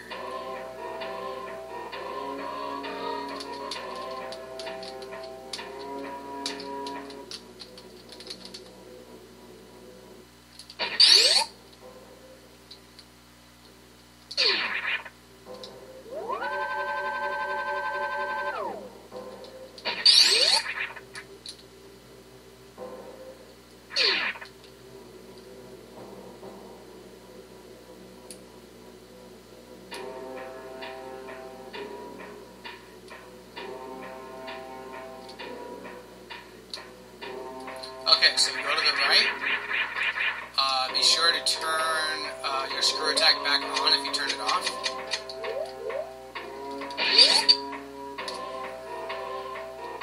Kill the yellow space parts and lay a power bomb, and then go to your left.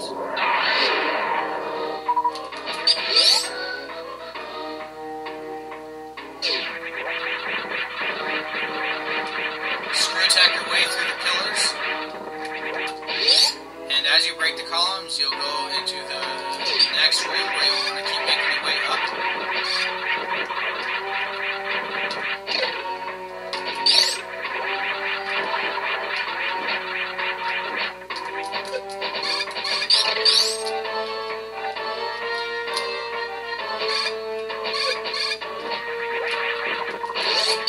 Alright.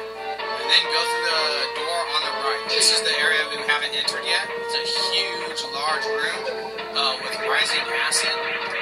Quickly make your way up.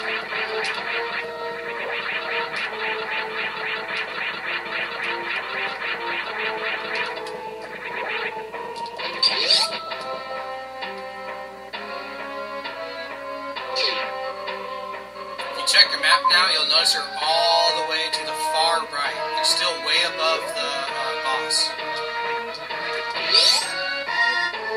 Let's try to keep going right, and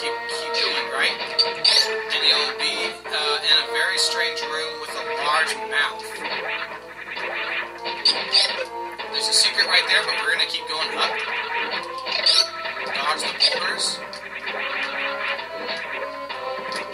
This is an area that you always think is in a different section of the game. It doesn't feel like it's Ridley's lair. If you go to the right, you will see one of the two power bombs that we're missing. But how do you get there? There's no way to get there. If you use your X-ray scope, you'll notice that the pillars in front of you are collapsible, but that means you have to touch them from above. There's a door above you, however. So if you go back out of this room, check the wall on the other side, and if you use your X-ray scope, it looks like there's nothing there. Like you can't bomb it or anything. Instead of doing anything to it, just walk through it. And you will go through the wall there, and you'll be in a whole new section. Kill the enemies. Make your way up. And go to the right. And you will find one of the two missile packs that we are missing in the game. And that brings us all the way up to 225. But you're not done yet. If you use your X-ray scope here, you will notice that there's some parts of the wall we can blow up. So blow the top blocks up using bombs, and you'll be in a little maze area. Just keep using your spring ball, and you'll be able to get over here easily. This is another section where the spring ball comes in handy, actually. Eventually, you should be at another door that leads down, and what do you know? There is the power bomb.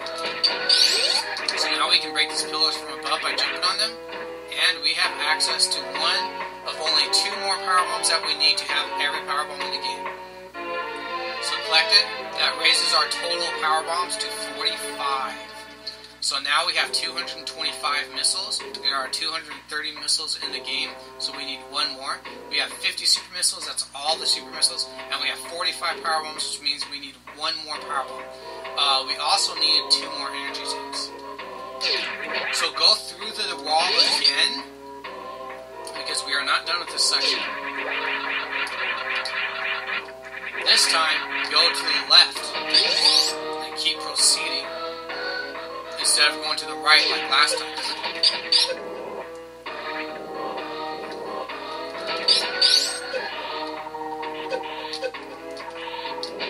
There'll be rising acid in this room, and when you make your way all the way to the left, you'll see some flying enemies above you if you were to keep going up.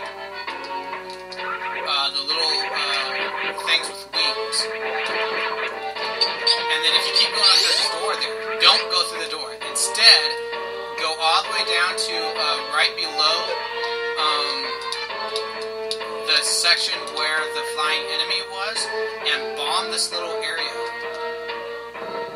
There will be a bomb slot that you can go in that will allow you to go to the left, and you have found the final missile pack in the game, in this secret room. This is another area that is one of the hardest missile packs to find. If there's a missile pack that you didn't get, it is likely this one. Because this missile pack is extremely hard to find if you haven't gotten it before. If you don't know it's there. So let's go above and to the left.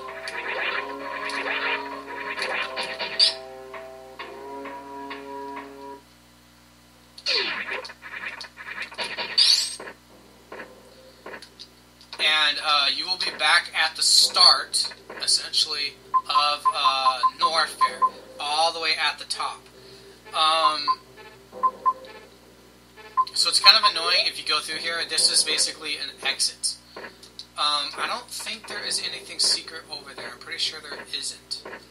But let's keep this in mind, and we will go back here later on. So if you check your map, you'll see how far up you've gone. You've gone way, way, way, way up Norfair. You'll remember that we wanted to go down towards the boss.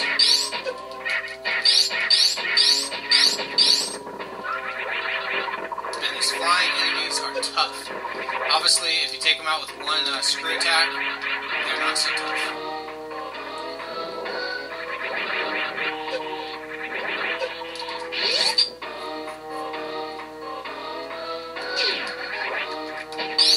Alright, so let's make our way back.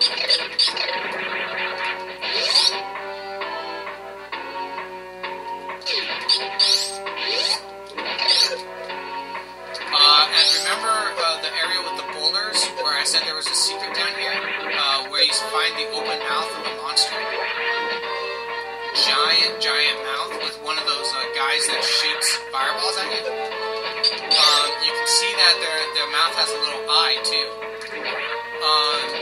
This is another hard secret to find, because normally you would not think of killing this little monster that shoots the fireballs at you, because you normally can't kill them. Lay a power bomb here, however, and the monster will disappear.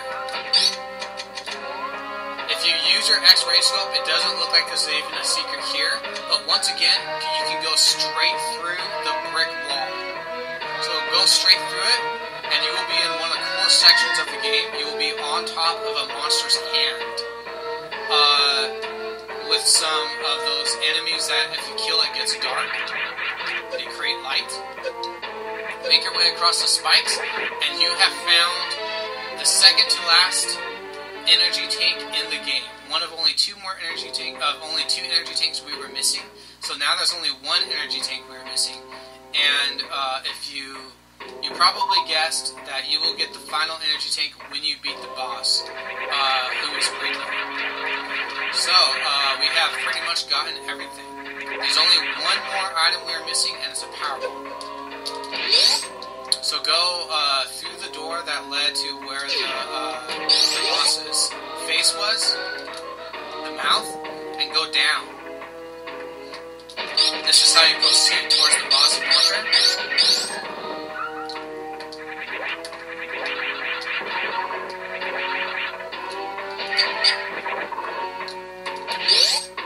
You'll find a safe point here, but you don't really need to save there, and I don't recommend it.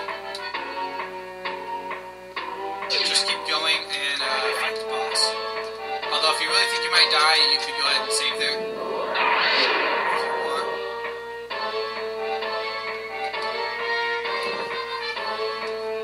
That's the phone here, right?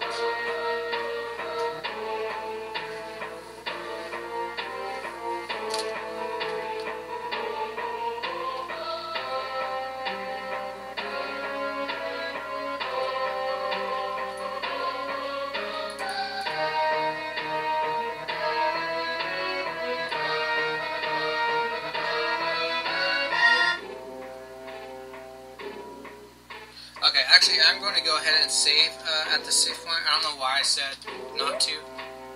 I think I'm thinking of a different save point.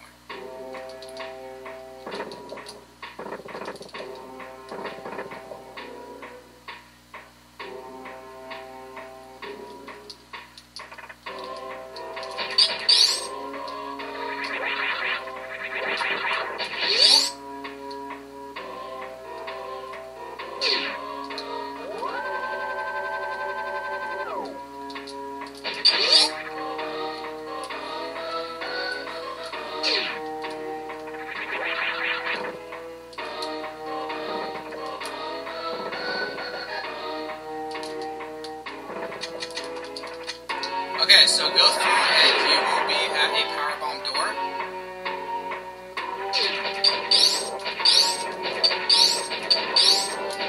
Shoot the corner where you see this weird bird statue, and a little lift will rise up. Turn it, roll into a bomb, go through the gap. Screw attack through these enemies. And you'll see another 3 bird statues, one of them whose head is missing. Before you do what you need to do to get through here, which is use a power bomb, if you use your X-ray scope, you'll notice in the bottom left corner there are some bricks you can blow up. Blow those up, and you have just found the final power bomb and the final power-up in the entire game. Well, outside of the one energy tank that we need. Get the power bomb, and we now have 50 power bombs. 230 missiles, 50 super missiles, 50 power bombs, 13 energy tanks, 4 reserve tanks. So use the power bomb. That'll blow up the statue, allowing you to get below.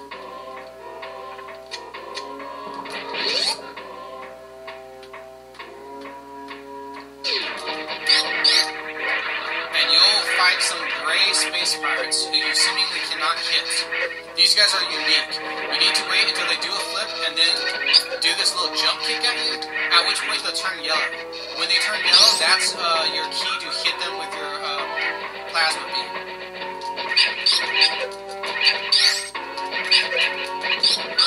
Do so and they will die.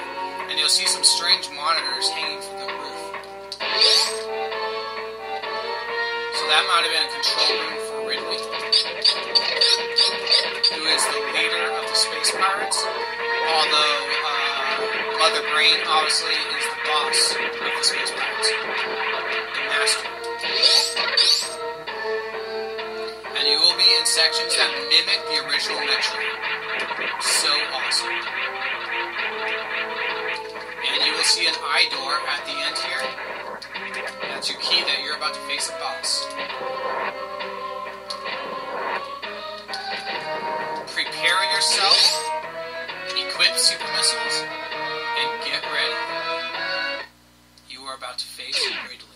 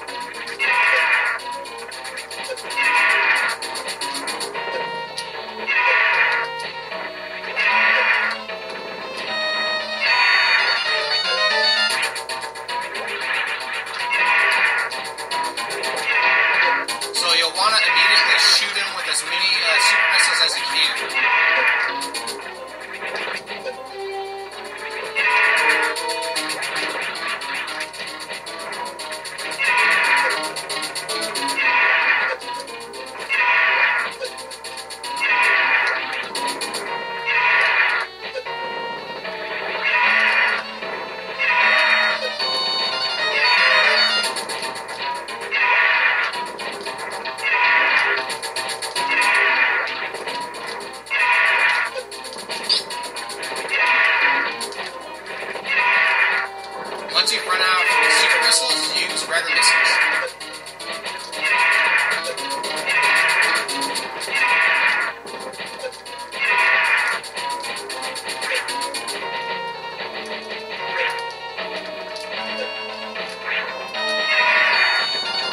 And he is dead.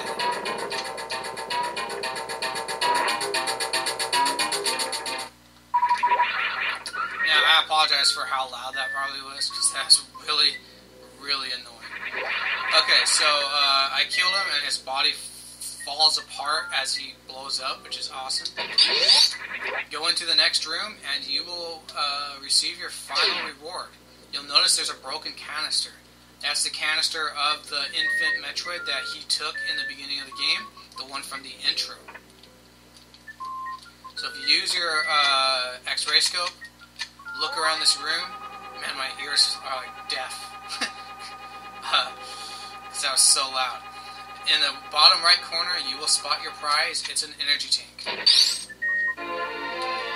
Congratulations, that is all the items in the entire game. You just collected your 14th energy tank. And 230 missiles, 50 power bombs, 50 super missiles. Along with 4 reserve tanks, your grappling hook, grappling beam rather, your X-ray scope, also your charge beam, your ice beam, your wave beam, your spacer beam, your plasma beam, your barrier suit, your gravity suit, your morphing ball, your bomb, your spring ball, your screw attack, your high jump boots, your space jump, and your speed booster, along with the 4 reserve tanks. And that is everything in Super Metroid. So now we need to make our way out, and make our way all the way to Criteria.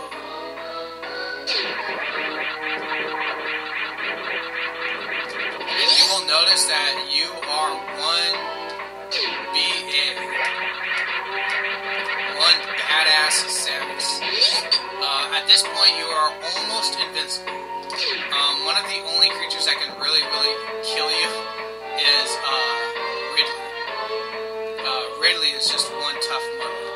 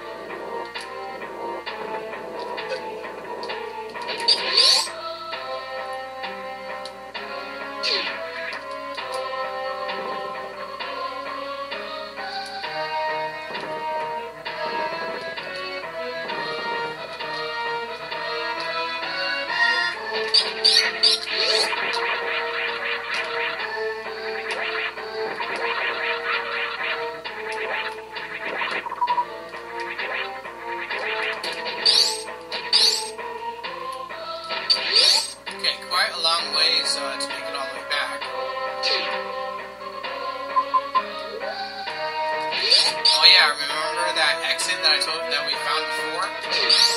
Let's head there. So back in the room with the monster mouth and hand where we got the energy tank. Up where the boulders are. Go all the way to the top and go through the wall again. That'll take you all the way out to Norfolk proper.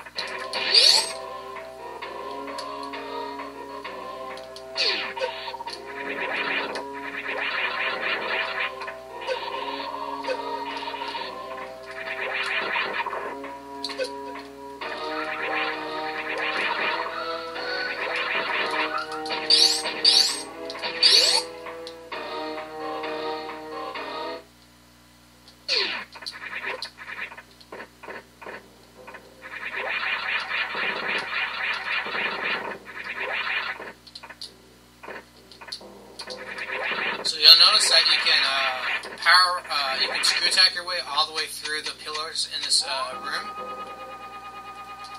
but there are no secrets here.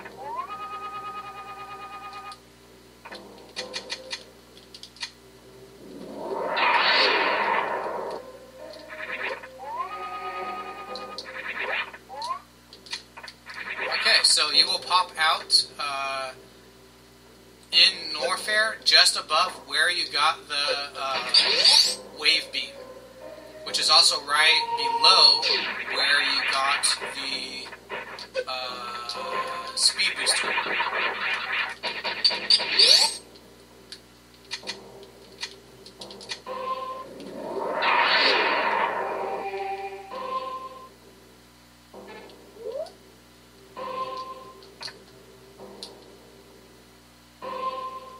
Okay, let's make our way out of Norfair.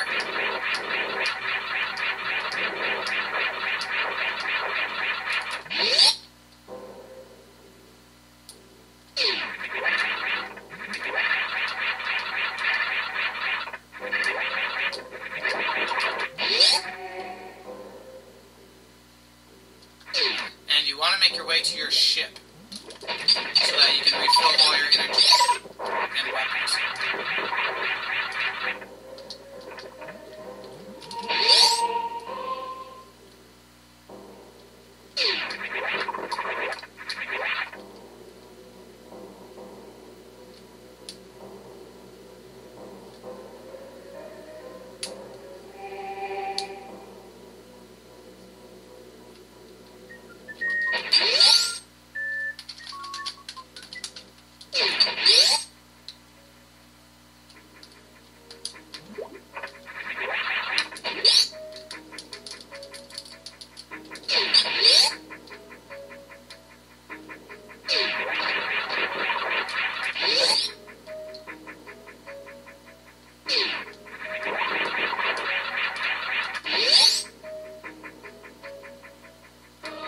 Okay, so we are back in Red Dreadstar, so you will want to turn your screw attack off.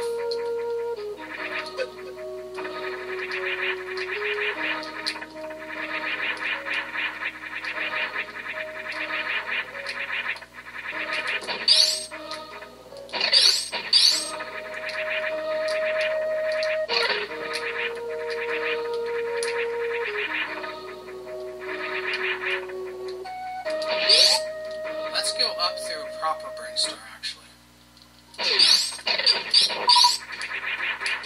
So at this point, you'll want to turn it back on. Turn your screw attack back on.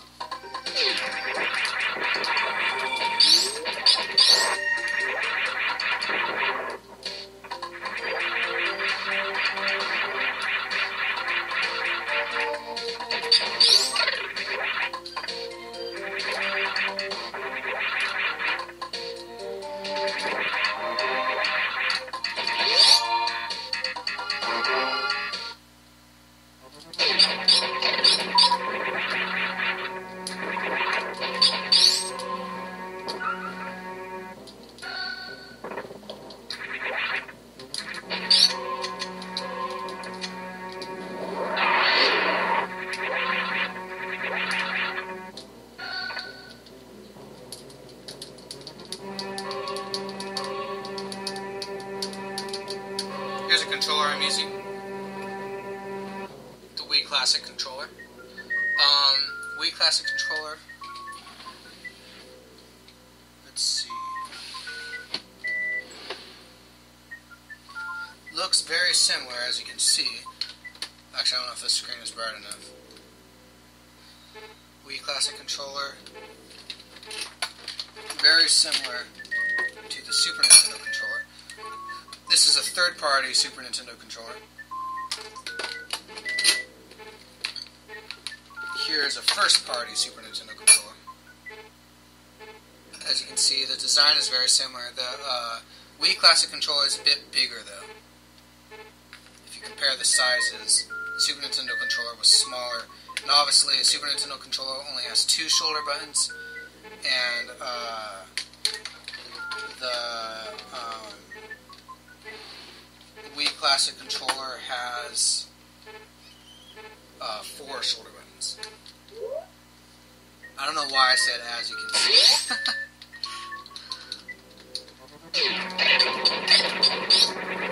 Okay, so actually, I just literally had a really dumb moment where I forgot. This is pretty hilarious. I forgot that the camera was not on because I've been recording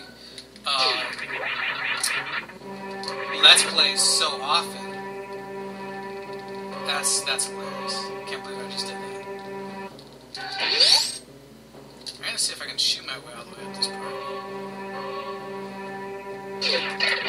So right now I'm at the part where you see the old Mother Brain platform, and I'm making my way up the old escape route from Metroid 1.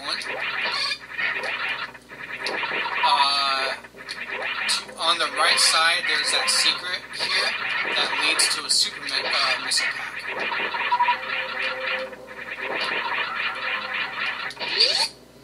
Alright.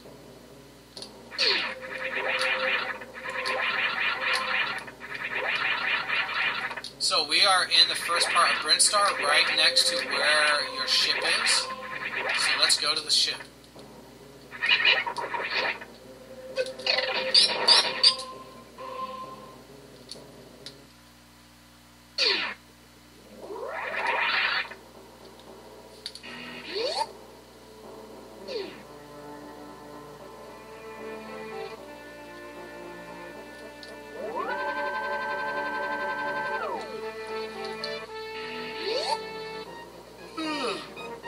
Yes, we'd like to save.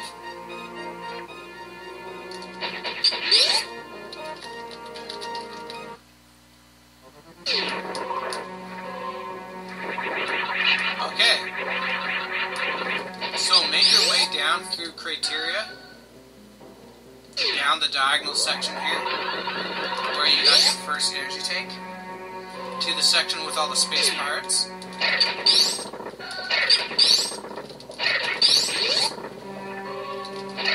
And there is this door here to the right that you never entered yet. And this is where we will be led to the final area of the game.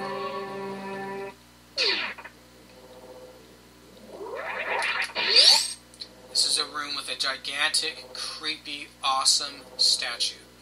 Now, the statues are made up. It's basically all of the bosses put together into one giant statue. You've got Kraid in the middle, I believe. You've got Ridley at the top. And then you've got Phantoon, the boss from Wrecked Ship. And you've got the boss from Meridia on the sides. Now, the cool thing is to not... it's cool to not enter this room until you've beaten all of the bosses. Because then, as you enter the room, they will all die at the same time. The statue... they will be brightly colored, and then it will fade, and basically their spirit will die from the statue. And that's because you killed the real boss. Here we go. Kraid, green spirit. Phantoon, yellow spirit. Meridia boss, blue spirit. Ridley Boss, Red Spear. So you got Kraid on the left, Phantoon in the middle, Ridley at the top, and Meridia Boss at the right. After you've killed them all, the statue sinks into the ground.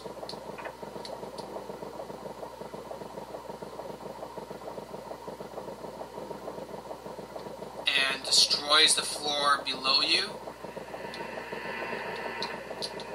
allowing you to fall into a new elevator. 2 creepy brain statue things on the sides, and an elevator leading down. Let's go. Let's listen to the music.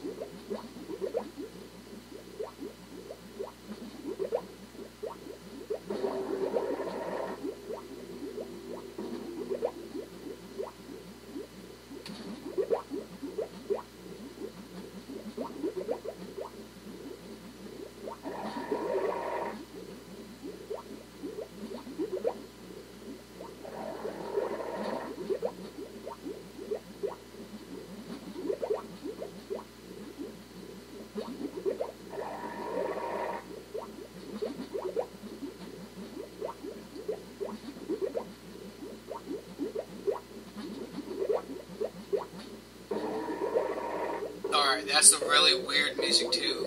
The new area that you are in, called Terrain, or Turian. I don't really know how you pronounce it. I've always pronounced it Terrain. Alright, that's how my little kid brain processed this final stage. Now, I just made a really weird observation. When Samus is riding down on the elevator and he stands still, in the middle of her chest, where her heart is, there's a cross. Literally a cross. That is awesome. That is really, really cool. Never noticed that before. Okay.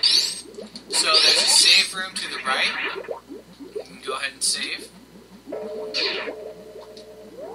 Now, the one that you don't want to save in is the save room after this. The reason is because if you save there, you will be stuck at the end of the game. You can never go back and explore the rest of the levels in case you missed something. So never save at the final save spot. If you're going to save at Terrain, save at the one right here near the entrance. Okay, so this is where we'll fight Metroids proper.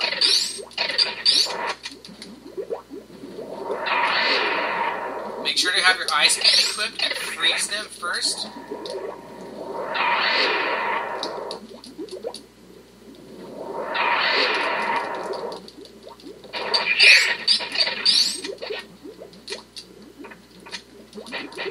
And then use 3 power bombs or shoot them with missiles. For some reason reason I always use power bombs, I never realized that you can kill them with missiles in Super Metroid. Holy crap. I can't believe I never thought about using missiles. I always thought it was a requirement to use power bombs. You learn something new every day. Just like the original Metroid, it takes 5 missiles to kill them. And that is a lot faster than using power bombs. The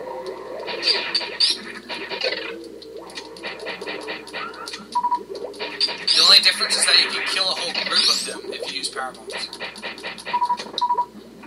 But it takes 3 power bombs, which is a lot. If you use the screw attack, the Metroids will simply bounce off.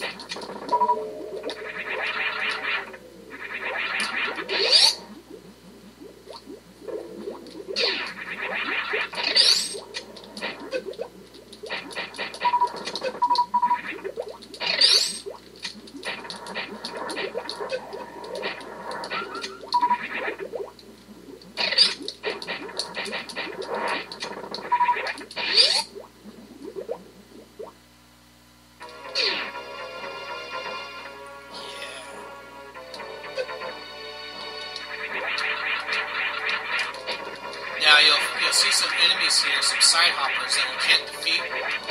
Simply screw attack through them.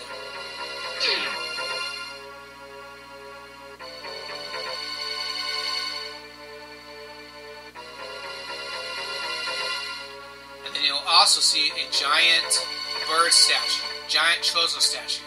But something different, something looks different about it.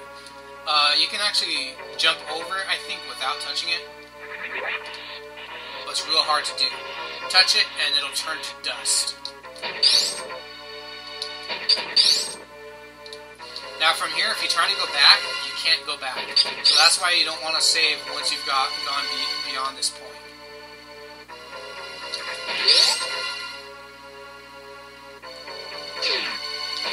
You see a bunch of creatures, enemies that you can turn to dust. And then something's about to happen.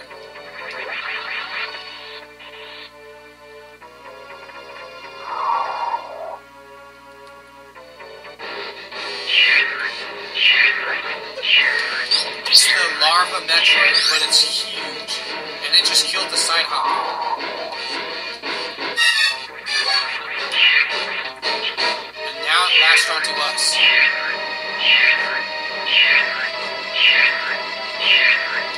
It's taken all my energy.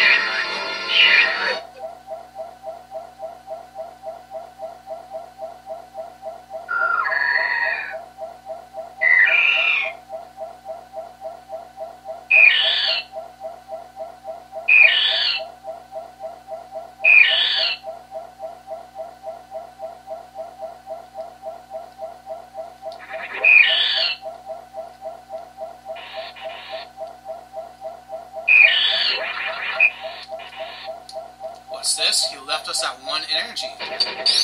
So he attacked us and took our energy, but he left us with 1 energy, so we're still alive. He didn't kill us.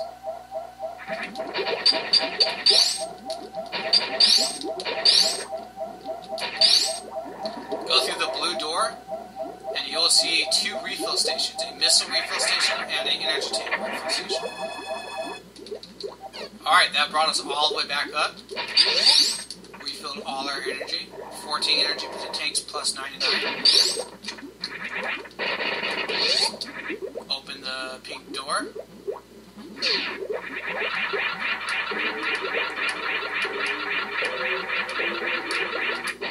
You'll be at an eye door. Kill the eye door. It means you're about to face the boss, the master of the game. There's a save point here. Obviously, don't go in the save point. So you do not want to save here or you'll be stuck. Alright, and we are in a room that resembles the room from Metroid 1. You have to shoot through the bars, the energy bars, with your missiles, and break them so you can go through. And also dodge shots from these guns on the walls and these orbs that attack you. You can make things easier on you by freezing the orbs if you want. without destroying them.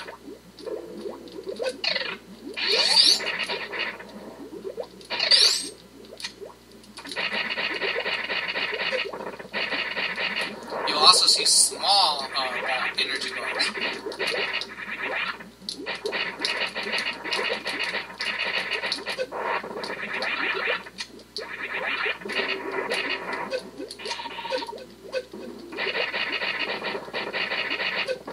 Alright, we are at Mother Brain. She looks similar to the first Metroid. She's got the glass all the way around.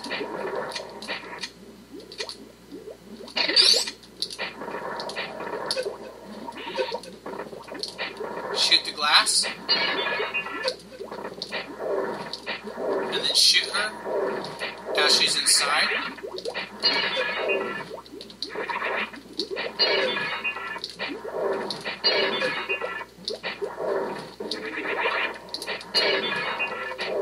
All the glass will break around her. Fill her up with missiles.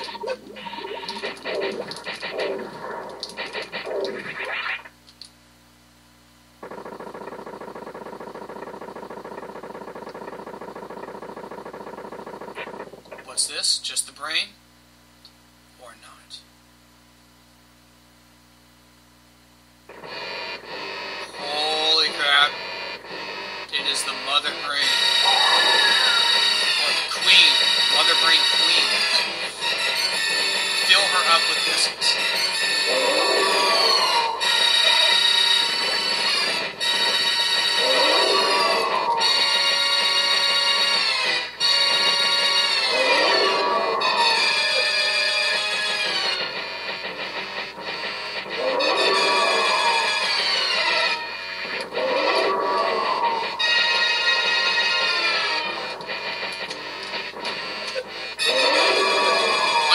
Missiles, shoot her with super missiles. Always aim for her brain.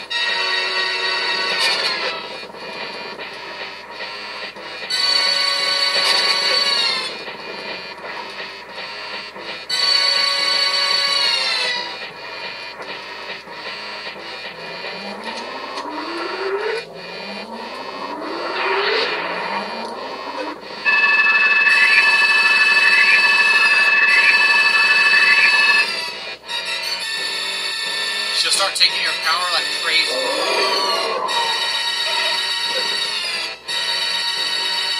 Then Samus grows weak, and you can't get up. She'll keep attacking you until you're almost dead.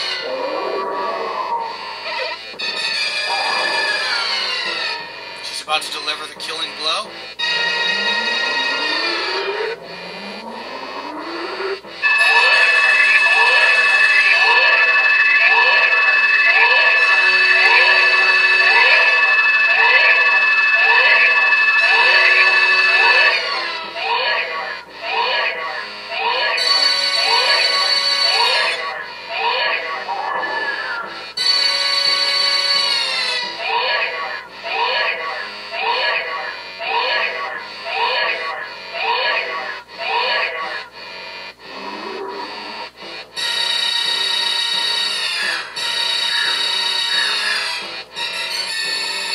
Metroid larva just saved us by taking energy from the Mother Brain,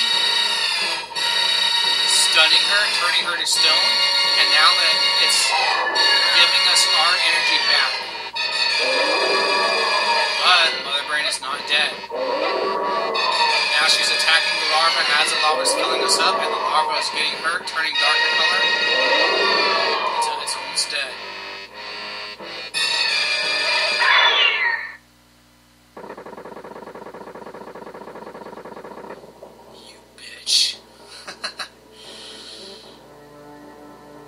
Mother Brain just killed the larva, and Samus is pissed. The larva destroyed onto us, and when the larva... Remember, first she took our energy, but then she took energy from Mother Brain. And then she came back to us and refilled us with the energy she took from us before. But she also gave us Mother Brain's power.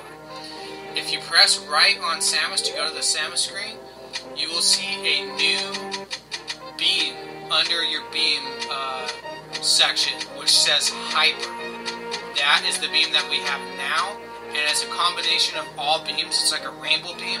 It's extremely powerful, kills everything in one hit, of course, except for the Mother Brain.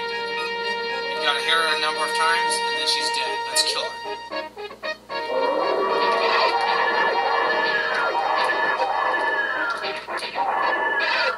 Now, Samus is not invincible, but she is invincible when she shoots.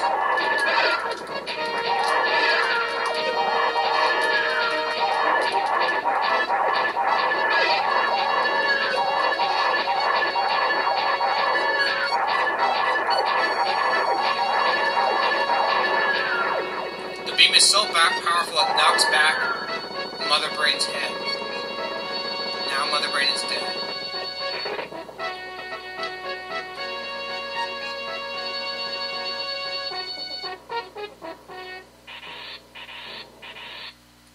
Time bomb set. Escape immediately.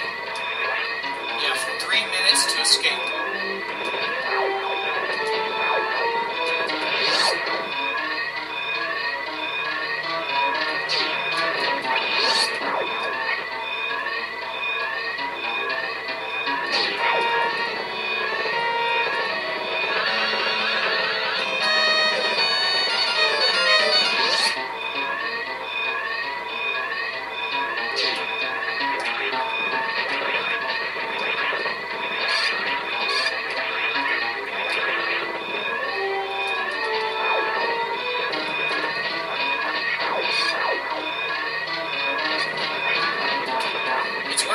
Too, that you can just hold down the fire button and she'll continuously shoot.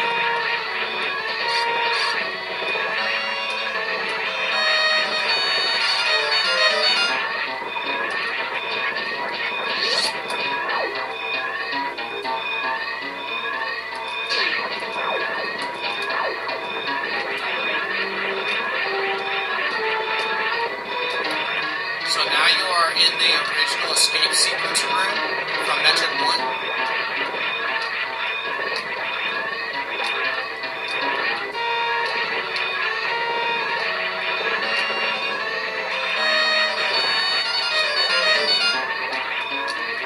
Now once you go back to Criteria, to the surface of Criteria, before you go to your ship, which is when you exit and beat the game, go back to the room where you fought the first Chozo boss and got the bombs. Go back there and you'll see a friend that you recognize from earlier. Blow up the ball in the bottom right and allow your friends to escape. Oh, so cute. Alright, and before the planet blows up, you will see their ship escaping if you save them. It doesn't do anything else except that. But it's a fun little trick.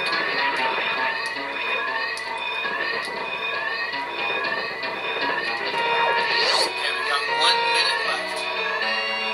Alright, here we go. Here's our ship.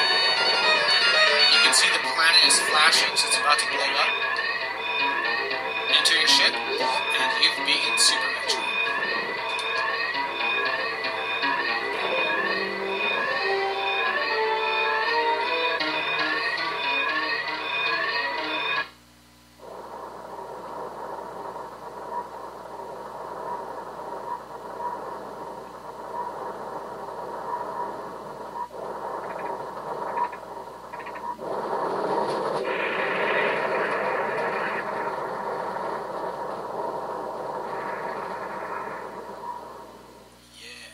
Zeebs blew up. Here comes our ship, and you'll see a little ship shoot off to the right. Yay! The operation was completed successfully. Clear time, 4 hours and 49 minutes.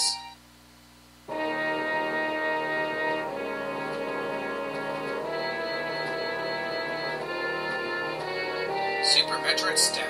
Let's listen to the credits.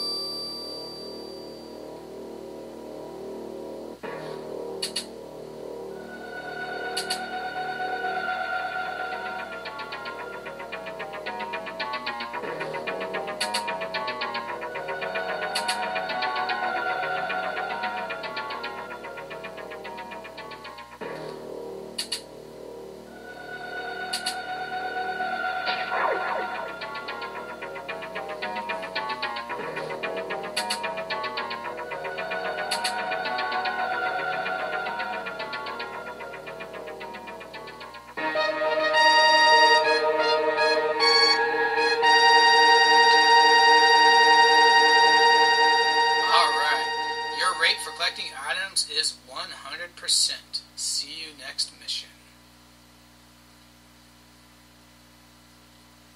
Now, I only got to see Samus without her helmet. If you beat it in under 3 hours, I believe it is, you get to see Samus without her suit. Or Zero Suit Samus, as she is now known. So let's go ahead and, since I beat it, let's go ahead and take a look at the operations guide in the Wii menu. I'll go ahead and read from the guide, just to see what it says. I think that'll be a fun little thing. It's essentially the Super Metroid instruction manual to an extent. Alright, so let's see. Health and safety is the first one. Go ahead and skip that. 1994, 2007, Nintendo, copyright. Rated E for everyone. Nintendo of America Incorporated, P.O. Box 957, Redmond, Washington. Redmond, WA. 98073, www.nintendo.com. Customer service number 1-800-255-3700. Open from 6 a.m. to 7 p.m. Pacific Time, excluding holidays. Or you can call 1-800-255... Oh, that's the same number. Okay. You've got the list of the controls. Beam attack. Press X to fire your beam weapon in the direction you are aiming. Press L button to aim down at an angle. Press R to aim up at an angle, or up on the control stick to aim up. You can also press left and right at the same time while crouching to aim up from a crouching position. I always forget about that. Dash. Press left or right on the control stick to move. Hold B while moving to dash. These are the default controls. I like to change the default controls for Super Metroid are X to shoot, A to jump. Most Americans like to play with Y as run, as dash, and B as jump. You can change the controls in the menu. Jump. Press A to jump. Hold down the button longer to jump higher. You can also perform a spin jump by pressing left or right on the control stick as you jump.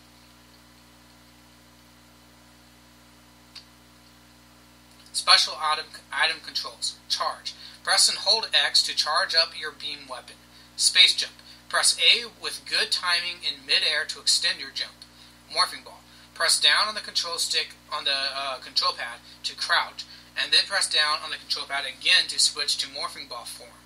Press up on the control pad to exit morphing ball form. When you get certain items, you will gain the ability to drop bombs while in morphing ball form by pressing the X button, or to jump while in morphing ball form by pressing the A button. Alright, let's go to the next page. Button key. It shows how the Super NES, the original Super NES controls correspond to the Wii controls. Getting started. Press the plus button on the title screen to display the Samus data screen. Press up or down on the control pad to highlight the Samus data files A, B, or C. You can save 3 save files that you want to play, then press A button to start. Samus data screen menu. Data copy. Use this function to copy saved data. Select the file you would like to copy, press A, and then select the file you would like to copy to, and press A again. You must then press A again to confirm your selection. Data clear. Use this function to erase saved data. Select the file you would like to erase and press A. You must then press A to confirm. Erased data cannot be recovered, so please be careful. Exit. Return to the title screen. From the option mode screen, you can choose to play with English text or Japanese text. When you have made a selection, select Start Game to begin. Option menu. English text. All text will be in English. Japanese text. Subtitles on cinematic sequences will be in Japanese, as will the settings screen. Controller setting mode. From this screen, you can change your control settings. Press up or down on the control pad to move the cursor to the control function you want to change, then press the button you want to set that function to. However, if you set diagonal aiming to any button other than left or right, you will make those functions unusable. That's weird. Special setting mode. Here you can choose how Samus will unequip items and whether or not she can moonwalk, walk backwards while shooting. With moonwalk turned on, you can press and hold the X button and then press the opposite direction on the control pad to make Samus walk backwards while shooting. That seems like a cool option, but it's actually really annoying because you will often accidentally do the moonwalk. so I suggest that you leave it off.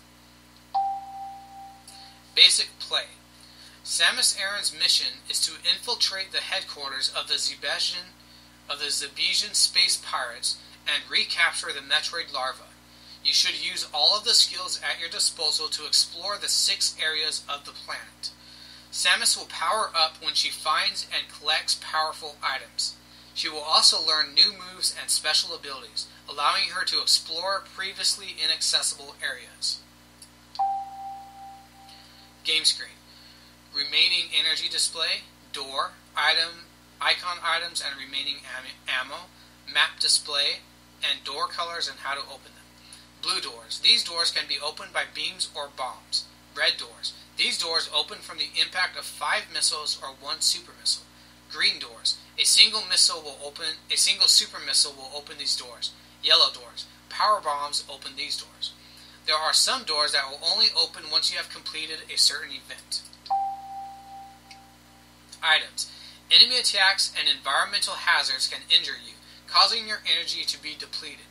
If all of your energy tanks become empty and your remaining energy is reduced to 0, the game will end.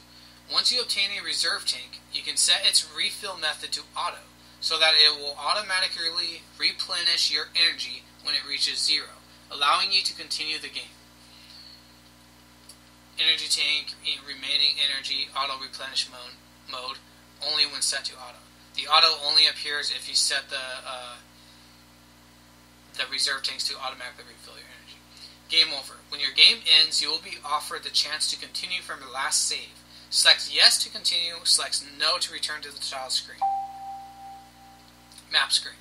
Press the plus button to display a map. Use the control pad to scroll around the map. The areas you have previously visited will be marked in pink. If you visit the map computer in each area, you can download map data and see areas you have not yet visited. Secret corridors and rooms will not appear in this map data. Map icons. Current position, area boss, missile charge unit, energy charge unit, save data unit, last save point, and map computer. Samus screen. Press R on the map screen to display the Samus screen, where you can see your current items. Press A to arm or disarm an item. So basically A to turn it off or on. Supply reserve tanks. Reserve tanks is listed under supply. This is your reserve energy supply. Select mode and press A to change the reserve supply mode. If set to auto, your reserve tanks will automatically replenish your energy when it reaches 0. If set to manual, you will have to highlight reserve tank with the cursor and press A to replenish your tanks. Beams. Under the beam setting, you have charge. Allows you to charge up your beam shot. Ice. Enemies hit with your beam will freeze in their tracks. Wave. Your beam moves in a wave form, passing through obstacles. Spazer. Your beam will fire 3 shots at once. Plasma. This powerful beam can pierce multiple enemies. Under the suits section, you have various suit. This suit cuts damage taken from enemies in half and allows you to explore high temperature zones. Gravity suit. This suit cuts damage taken from enemies to 25% and allows you to move freely in liquid. It also makes you immune to damage from lava. Special items. Morphing Ball. This item allows you to activate Morphing Ball mode. Bomb. This item allows you to drop bombs while in Morphing Ball mode. Spring Ball. This item allows you to jump while in Morphing Ball mode. Screw Attack. This item allows you to somersault into enemies and blast them out of the air. Awesome. Boots. High jump boots. These boots increase your jump ability. Space Jump. These boots allow you to perform multiple spin jumps consecutively. Speed Booster. These boots allow you to run at a super high speed.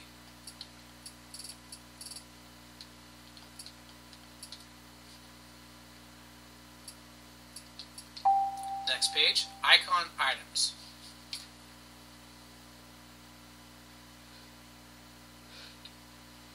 You can obtain icon items by shooting at Chelzo statues. Select an icon item with minus and use it when needed.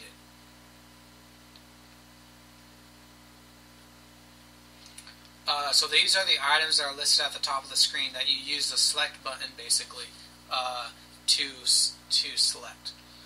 Icon item controls. Missiles. Fire missiles with X. Super missiles. Fire a powerful super missile with X. Power bomb. Press X in morphing ball mode to set a powerful bomb. All enemies on the screen will take damage. Grappling beam. Fire this beam at special blocks with X to lock on with your grappling beam. X-ray scope. Press and hold B to reveal the location of hidden corridors and other secrets. Next page, recovery items. Energy tank. Increase your total number of energy tanks and fully replenish your energy. Energy ball. Replenishes a small amount of energy. Big energy ball. Replenishes a greater amount of energy. Power bomb. Replenishes your stock of power bombs.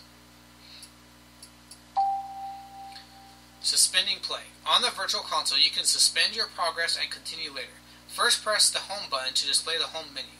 On the home menu, select Wii menu. A suspend point will be created and you will return to the Wii menu. To resume playing from the suspend point, select Start on this game's channel preview screen.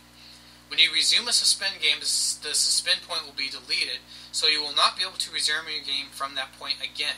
Suspend point save data cannot be copied to an SD card. When you copy save data to an SD card, suspend points will be deleted. If you reset or turn off the power on either the Wii console or the Wii remote while creating a suspend point, you will lose your suspend point. If this happens, you will not be able to recover lost data, so please be careful during this process. Basically, the suspend point allows you to pause the game at any time and go and press the button to go to the home menu, and then at any time in the future you can boot the game back up and you will start exactly from that point. But it's not a hard save. So if you somehow lose your suspend point, say you went to play the game again and you started the game again from the suspend point, but then you just turned it off, you would lose your save data. So you still want to save in the game itself. Okay, and that's pretty much it for the Virtual Console Super Metroid instruction booklet. Oh, it's not. Okay, page 13. Saving. Stand in a save data unit or your starship and press down on the control pad to display the save confirmation message. Select yes to save your progress. About saving. When saving your game, please be aware that any of the following actions may cause you to lose your save data. If you lose your save data in any of these ways, there is no way to recover it, so please be careful. While data is being saved, pressing reset or turning off the power on either the Wii console or the Wii remote. While data is being saved, selecting either the Wii menu or reset option from the home menu, or disconnecting the Wii AC adapter from your Wii console while it is turned on will cause you to lose your save game. Alright, so that is it for Super Metroid on the Wii Virtual Console. This has been Astro Triforce for www.WatchUsPlayGames.com. Once again, thanks to Kira for requesting part 2 of my Super Metroid podcast. This has been Listen to Me Play Super Metroid. Please check out the other podcasts I have on the... I keep yawning, man. Please check out the other podcasts on www.WatchUsPlayGames.com. I have podcasts for all the previous, or pretty much all the retro Resident Evil games, Resident Evil Remake, Resident Evil 2, Resident Evil 3, Resident Evil Code Veronica, and Resident Evil 0. I still need to finish Resident Evil 0 up, like I said at the beginning of this podcast. I'm also doing a Watch Me Play Games video series of Let's Plays for a few games, most notably The Legend of Zelda Majora's Mask. I'm near the end of that, so please check those out.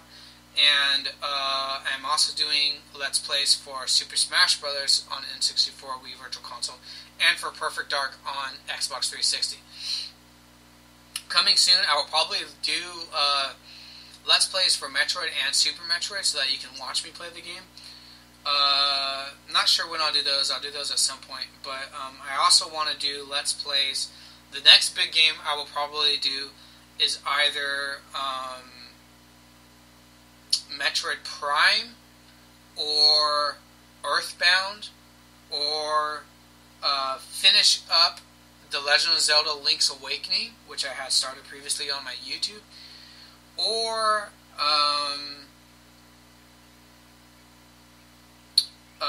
The Legend of Zelda Oracle of Ages or Oracle of Seasons. I finally got my GameCube, and I have a Game Boy player, so I can actually record those Game Boy games on the TV and record it for you guys. Because I don't do ROMs, with the exception of Earthbound, I will never play or record data from a ROM. So, Earthbound's the exception. I used to actually have the game, and even when I bought it for $15 at Blockbuster in 1998, the cartridge always erased my save data.